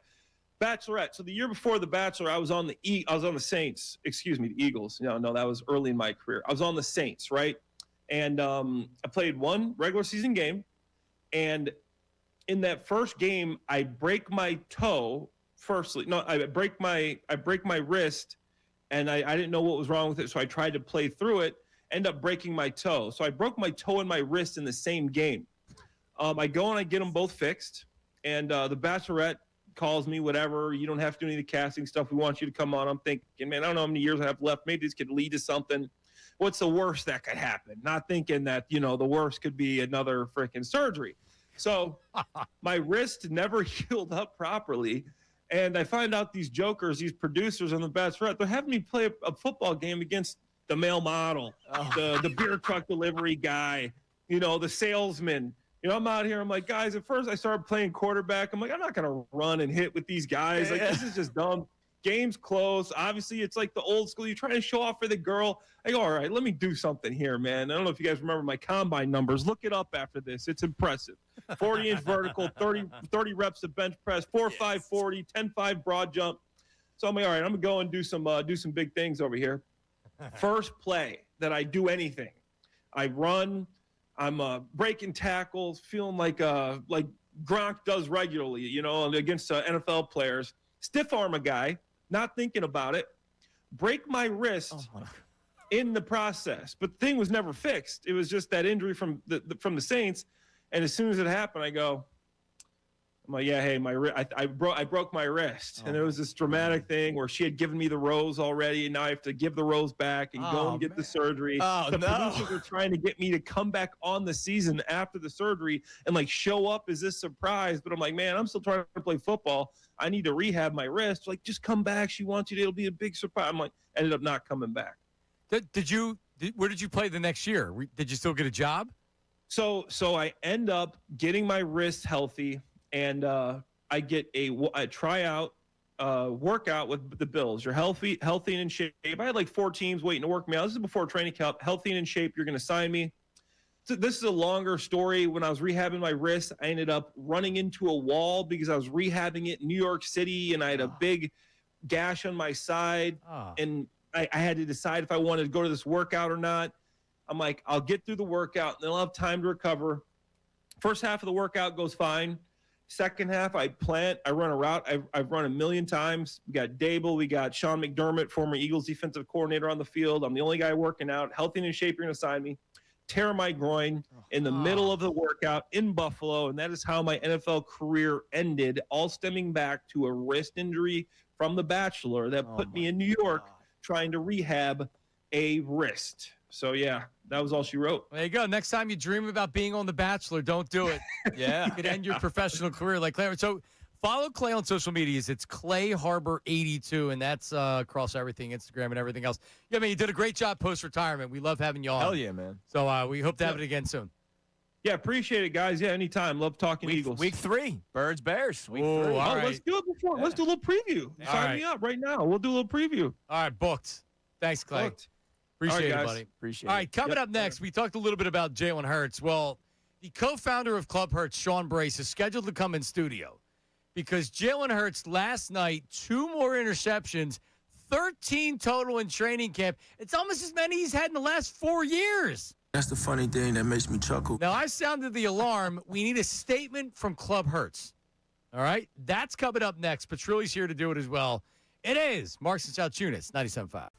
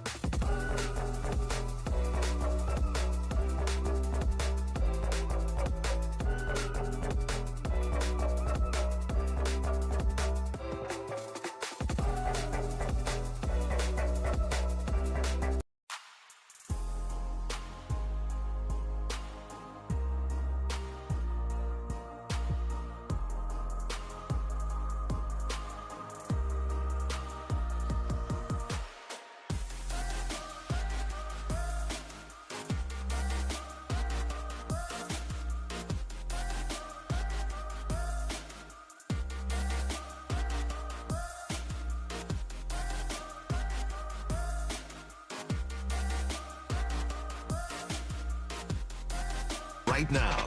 Join the chat and give them your thoughts on today's topics. Here again is John and Andrew on 97.5 The Fanatic, YouTube, and the Fanatic app. This hour is brought to you by The Bagster, dumpster in a bag. Get yours today at Home Depot and Lowe's. For details, go to Baxter.com.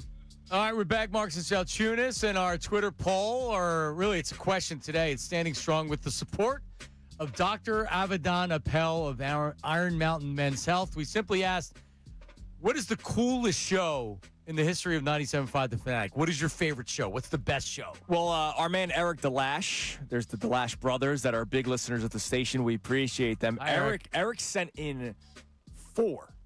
1, talking baseball with Dutch. Boom. Great answer. 2, any show that had Harry Mays. 3, Brace and Marks and Brace. And Agreed. then 4 was really any show that balances sports and life. So Eitan Shander and Harry made the list? He said any show with Harry. With Harry. But, I mean, I like Eitan. I haven't talked to him in a while. But one of my, I guess, should I use the word favorite? One of my favorite times was, you know how business works. Sometimes they don't renew somebody's contract, and then they go, oh, damn, but what do we do now? There was a stretch where I was producing for Harry and Friends, and every day it was a different co-host. Yeah, that was Harry's tenure. It was Lombo. It was Stazak. It was just nonstop. Somebody else was in the building every day. All right, well, joining us in studio right now, because the Eagles had their open practice last night, and lots of fans were there, 40,000 fans. Everybody was happy. And then that stinky quarterback of the Eagles, Jalen Hurts, firing interceptions left and right. 2 more interceptions last night, including a pick six to Reek Woolen. Now, if you're adding it up as some reporters are, oh yeah, that's 13 interceptions in training camp. Now, if you go back to the last 4 camps combined, Jalen Hurts only had 15 interceptions. Oh man, he's got 13 in training camp. Joining us right now, and we have Petrilli here, the other co-founder, is the Club Hurts president, Sean Brace, with an official statement on Jalen Hurts and his interception problem in training camp. Hello, Sean. Good morning. Good morning. You look very studious this morning. And thank you for joining us. Hello, Sean. I do have a statement, and yes, I'm glad that you brought it up. I heard there was a practice yesterday. Open practice? Yeah. More interceptions? 2 interceptions. How many touchdowns is he throwing? Do we keep count of those or not? I didn't see that stat. I was wondering. I didn't know. Well, you tell me. Well, no, I'm curious. Well, I'm just saying, Sean, Jay Cutler threw a lot of touchdown passes, too. Hey, my thought is you got guys out there that are keeping these notes, these, essential notes throughout the course of all these practices. I would like to know that he's throwing touchdowns because I did see video evidence of him hooking up with a few guys. Great catch by Saquon for the 1 touchdown. I think 4 touchdowns if we're keeping score at home. I'm not, though. I'm not keeping score at home. Brandon Petrilli, you look great. Sound great, too, as well. Good morning, and thank you for joining me, everybody. Over the last several weeks, it has been brought to my attention that Jalen Hurts has been throwing a few interceptions. Now, I am here to tell you that I've heard the numbers and I've seen the tweets. I've witnessed the concern. The thing for me, boys, is I am asking one simple question. Do we not want Jalen Hurts to test the limits right here, right now? For my money, this is what camp is all about. This is what practice is all about. And, oh, by the way, if you remember last year and the year before, he needed to take more chances. Yes. We need Jalen Hurts to throw it into those tight windows. Until he throws it, and then you don't want him to throw it anymore. He's doing what he is supposed to be doing at I agree. I'm more concerned that he gets gun shy. I'm more concerned he's a gun shy than he's a gunslinger in the regular season. Let's be honest. You really think he's going to be throwing a lot of interceptions in regular season games? No. No, he's not going to throw it. No, I'm more concerned that he is throwing the ball to Dontavian Wicks, Cooper, oh, here we go and with this again. Rookie wide receiver. Oh, so we're making the excuses already built in. Is it an excuse or is it a fact? Oh, all I heard last year was Josh Allen. It's not his fault. Oh, no, it was the Bills' fault that they didn't give him wide receivers. The argument for Jalen Hurts, and again, I'm Club Objective Hurts. I'm the bouncer of Club Hurts, so I'm not even in any of the clubs. All right, but you're off to a wrong start because you brought up the number 1 quarterback in the game. He's not Josh Allen. No, he's not, but there are people that say Jalen Hurts only succeeds because of the players around him, and I think that's unfair because people try to take away from what Jalen Hurts has accomplished by saying that. But you also can't say, well, now that he doesn't have those players around him, there's reasons why he's not that good. Yeah, look, everybody's going to have their own take. I am not one of those guys that said those words, and I am definitely not a guy that puts him in the category of Josh Allen, Patrick Mahomes, Joe Burrow. He's not on the level of throwing the football with that guy, with those quarterbacks. I don't think I'm stating anything that anybody would disagree with, right? You have quarterbacks that play to your strengths. That's why Jalen Hurts wins. All I know is when you are tossing out names like a rookie who can't even stay healthy to get out on the field, and Mekhi Lemon, who's supposed to be a big piece to this puzzle. You got Dontavian Wicks, who I knew a little bit about with Green Bay. I never bought into much about Dontavian Wicks, but guess what? Howie Roseman did. Yeah. So let's go. I love Devontae. Love him. But he is going to get limited. He's going to go against the best cornerbacks in the game. He is going to be limited to some. So who is the other guy on the other side that's going to make plays, that's going to get open? If you believe that Devontae can replace A.J. Brown or even be better than A.J. Brown. I never said that. No, but okay. I can see why he would get more catches. He's more of that's his type of receiver. Could he make the JSN thing where he has 100 receptions? Yeah, maybe he could. He's talented like that. The issue is who replaces Devontae Smith's production from last year. And there's not an obvious answer. There's a lot of ifs and buts. Yes, there is. And this is the time that we got to work through it. Again, boys, it's August. I'd rather find out where the line is for us to find that even flow of having an offense hitting the ground running and an offense that is struggling. We got to find where that line is right now in August. So Club Hurts officially not a little bit concerned about the interceptions? Not a little bit concerned. None? Zero. All right. So Andrew, a little bit concerned? Little bit concerned. Not a zero. Yes. Not a zero concern. But that's what Club Hurts is all about. Zero. I know. Club Hurts is always defending their guy. No, it's delusion, though. And that's why I had to create objective Club Hurts. Of course you should be, for the most part, Sean, I agree with you that this is the time to throw the balls over the middle because they don't count as interceptions. Whether or not we want to chart them or not, they don't count. Now, here's what's going to happen. At the beginning of the season, he's not going to make those throws, and people are going to be mad that he's not taking chances, and the offense is probably going to struggle a little bit. But this defense is good enough to where you don't need the offense to be killing it off the bat. Wait. What'd you say about the defense? Yeah. Wait, what'd you say about that defense? Said it's awesome. Yeah, okay. The dominant defense. That defense that goes up against Jalen Hurts in practice, right? Yeah. Okay. What was the other team they faced? That's another part of this. That defense is pretty good on the other side of the ball. It's a good defense. They haven't had to defend throws over the middle of the field in practice though the last couple of years. I don't buy into that as much as obviously you're using that as an excuse. Oh, iron sharpens iron, John. Iron sharpens Second best linebacking core. Is it a good thing that they're going up against a good defense? Yes. Absolutely. Football and guy. it's more about Jalen. It's more about the entire unit than it is Jalen in those situations. But also in a 7-on-7, the offense is supposed to have the extreme advantage over the defense. So don't give me that crap. Those practices, those joint practices are created for the offense to look good.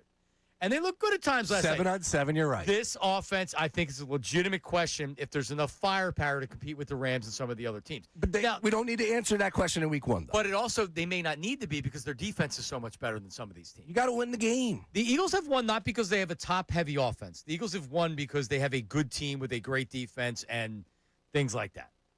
Yeah, I look at where we're at right now. There's a much difference between aggressive and recklessness, and we need to find that middle ground, and this is the time to do it in August. We'll have a statement from Objective Club Hurts President Chuck coming up next.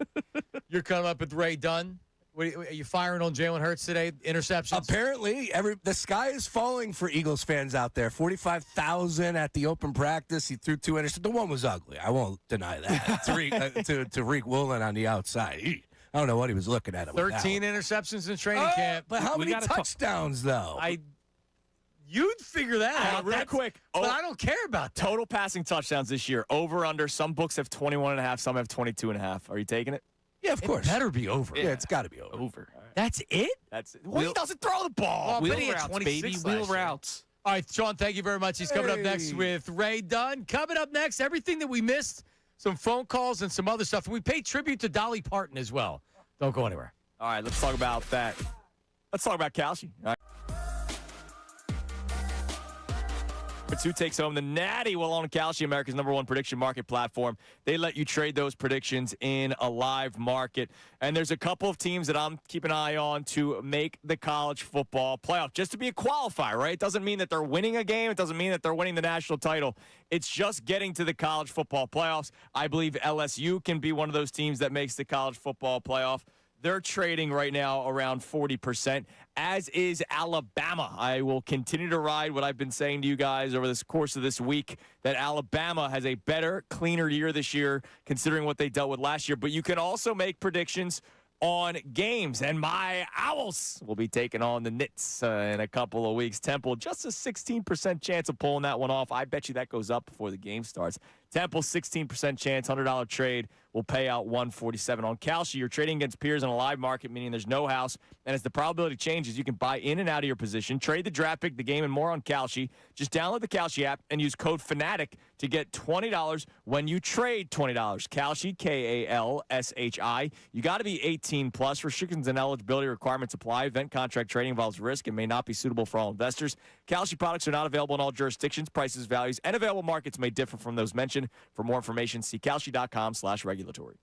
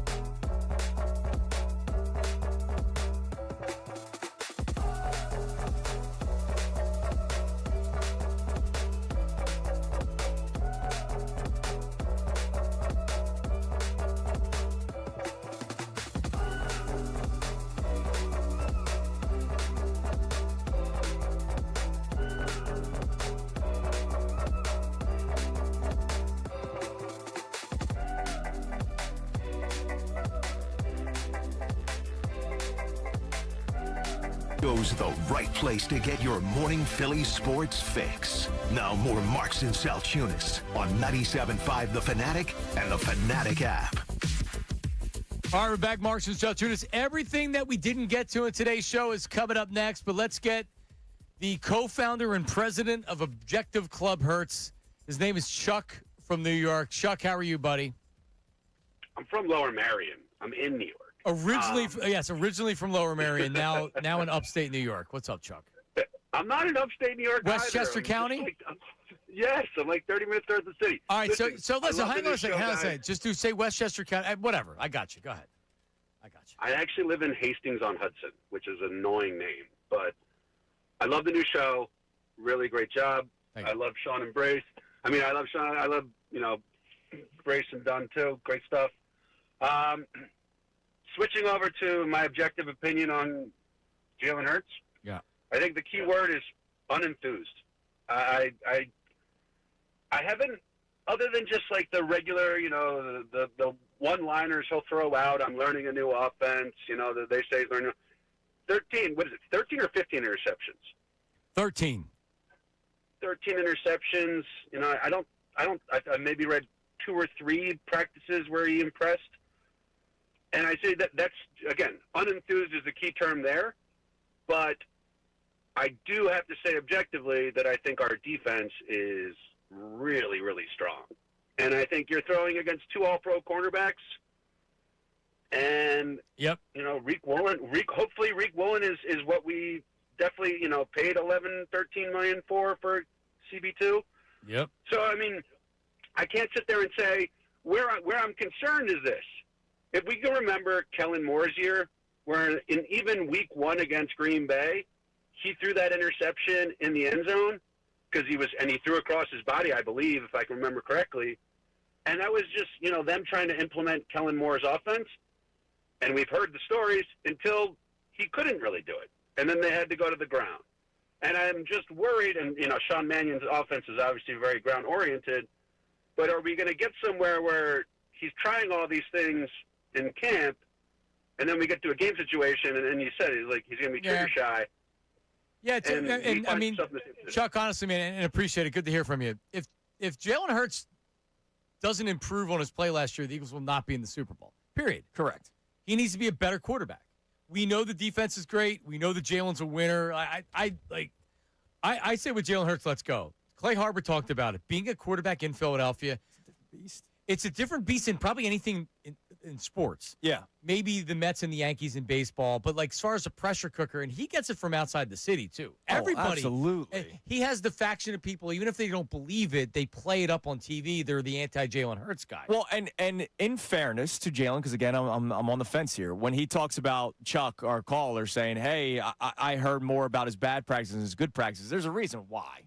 Drama sells, negativity sells, and I'm not saying us. I'm saying nationally, there was more talk about Jalen Hurts throwing that interception that the Eagles posted than the quarterback cam when he threw that nice throw. But it was more about the Eagles posting the interception than the interception. And then it was because obviously you had the idiots that were like, oh, what a terrible interception. And then you had Club Hurts who was like, how do you post that? It's so disrespectful. So you throw a training camp interception. Who cares? Everybody cares. It was a great play by Quignon.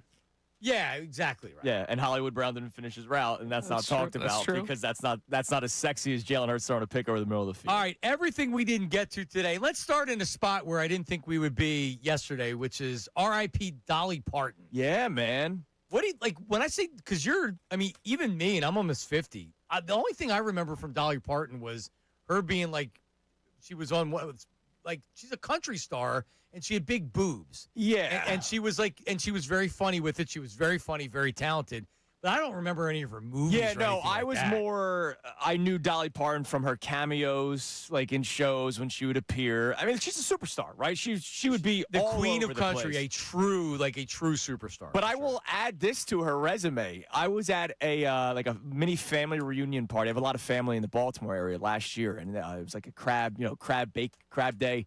Somebody brought the Dolly Parton cakes that they sell at Target now. Tremendous item. Did not know about that, dude. Next time you're at Target, get one of the Dolly Parton cakes, and it's delicious. What kind of cakes we talking? Are they shaped in a certain way? Yeah, are they cakes because of her boobs? No. She has a line of different flavored pancakes, cakes. They're pretty good, dude. I'm not gonna lie. I think we might have to get in the market on our thought there, but sorry. Yeah, no, I don't think we could do that today. No, we couldn't get away with that. No, but Dolly was very, very smart about. She was very smart and very funny. This was an appearance on Johnny Carson Tonight Show many years ago. Have you always been rather zoftic? What would they call that where you grew up in Tennessee? I can't say. Healthy? Healthy, I guess. Yeah. Bosomy. What did you ask me just before that? Have you always... Well, yeah, you were young, I've always been pretty well blessed. People are always asking if they're real. And I would never. I would never, you see. No, you don't have to ask. I would not. I'll tell you what, these are my... I have certain guidelines on I usually say... But I would give about a year's pay to peek under there. That's awesome. Johnny was so good, and even the video so much better because he was just so clever and funny. But yeah, R.I.P. Dolly Parton. If you said that nowadays, right? But also get a peek under there. Oh, you're done. But she also brought up the bosom. She knew what she was doing. Yeah, they knew what they were leading her into. She was a true superstar. I saw a clip of a kid. It wasn't really great audio. It's why I didn't even send it over. But a kid, she was hosting some sort of Q&A, and a kid said, "What would you say to a teenager in America?" I saw now? the same thing. And she said, "Wear your rubbers." That was, and it was a great answer. I saw boom. I saw the same thing. It was like a '90s town hall that she was having with. Right, and then she didn't say anything the rest of this. So that's why it wasn't worth playing. But Yeah, I she agree. just boom, wear your rubbers, boom. All right, there you go. What do you got there, Salciunas? So I had a bad flashback today. So BP, I didn't even tell you this. When we walked into the restroom at the same time, I used the left urinal. You used the right stall, which means we are just separated by a wall. Years ago, pre-COVID, I had a similar situation where I was in that left urinal and somebody was in the right stall, and he worked at the insurance company that used to be next door. Now that's where Paul Blake's office is because we expanded, right? But there used to be an insurance company. Right across the hallway you'd go where we are now. Yeah. Guy missed the toilet right onto my foot. Nice. No way. Swear to God. Now, fortunately, I was wearing Doc Martens at the time, so I wasn't wearing flip-flops or mesh running shoes because they would have just leaked right through. Well, no, but he pissed on your shoe. And as soon as it happened, he just goes, "Oh my God, bro, I am so sorry." And I go, "Dude, how bad did you have to go that It was flying out of his pants with urine my man flying. ran to the bathroom, boom, completely missed the toilet all over my left shoe. And then you know how sometimes you've experienced it, I'm sure you've experienced, you're going to the bathroom, you see the same person every single time, you're just somehow on that same cycle. I hate this fourth floor stall. 3 or 4 straight days in a row, that guy and I went to the bathroom at the same time, to the point where he had to start using a different bathroom Yeah, he because should. he was so embarrassed. He should. Dude, this was like Niagara Falls. Oh my God! And I'm like, bro, what happened? What a traumatic experience! And he said, "My bad, bro. I'm so sorry." So usually I go right urinal, but that's the shorter one, and I don't like that one. You didn't try to jump into a fight with him at all, or you just kind of you guys dap up and move on? What am I gonna do? Beat up the guy because he had a mistake? No, no, you're not gonna beat him up. But like you had said, you just pissed on somebody's shoe. How awful do you feel? He buy you lunch at least? No, he offered to get my shoes cleaned, and I was just like, dude, just don't pee on my shoe again. Please, just control yourself. Go earlier next time. You can buy me a new pair of shoes. So what do you do, though, with the shoe? I ran it. I took my shoe off without touching any of the droppings, and I just ran it under water. Like you had said, you're lucky that it wasn't a tennis shoe or a sneaker or something like that. Because you know me, I'm usually dressing for comfort. I don't know why that day I wasn't. And it was the style of fabric where it washed right off. You were wearing Doc Martens? Yeah, my wife got them for me. He doesn't come off as being a Doc Marten type guy. No, my wife tries to dress me. Did you have a mohawk too? What was going on? No, I was just being me, man. I was wearing jeans and Docs. All right.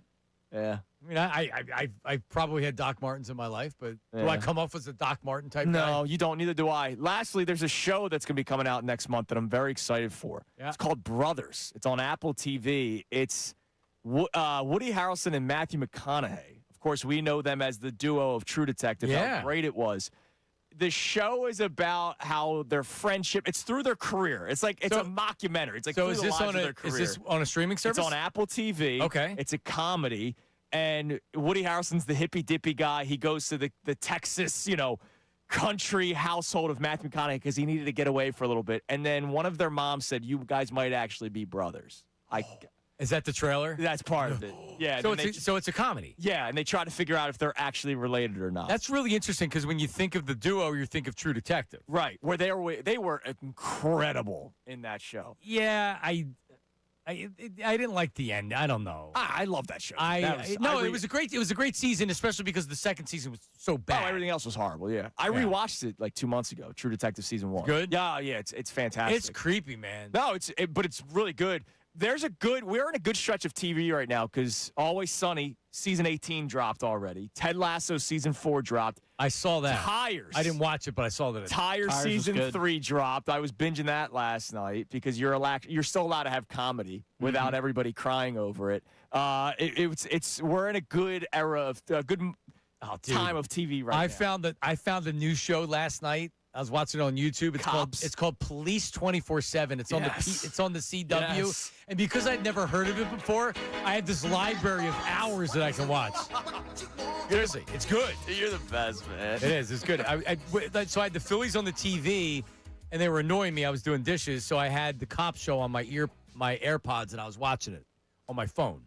Favorite kind of cops episode for you there, John? Oh, Florida, the meth head that's 30 years old riding on a kid's bike. Will the Jed York episode air? Probably not. Were you sweaty while you were watching it? Well, the thing is, if it's an adult on a kid's bike with a backpack, the odds that they have meth in the backpack or a crack pipe are very high, or both are very, very high.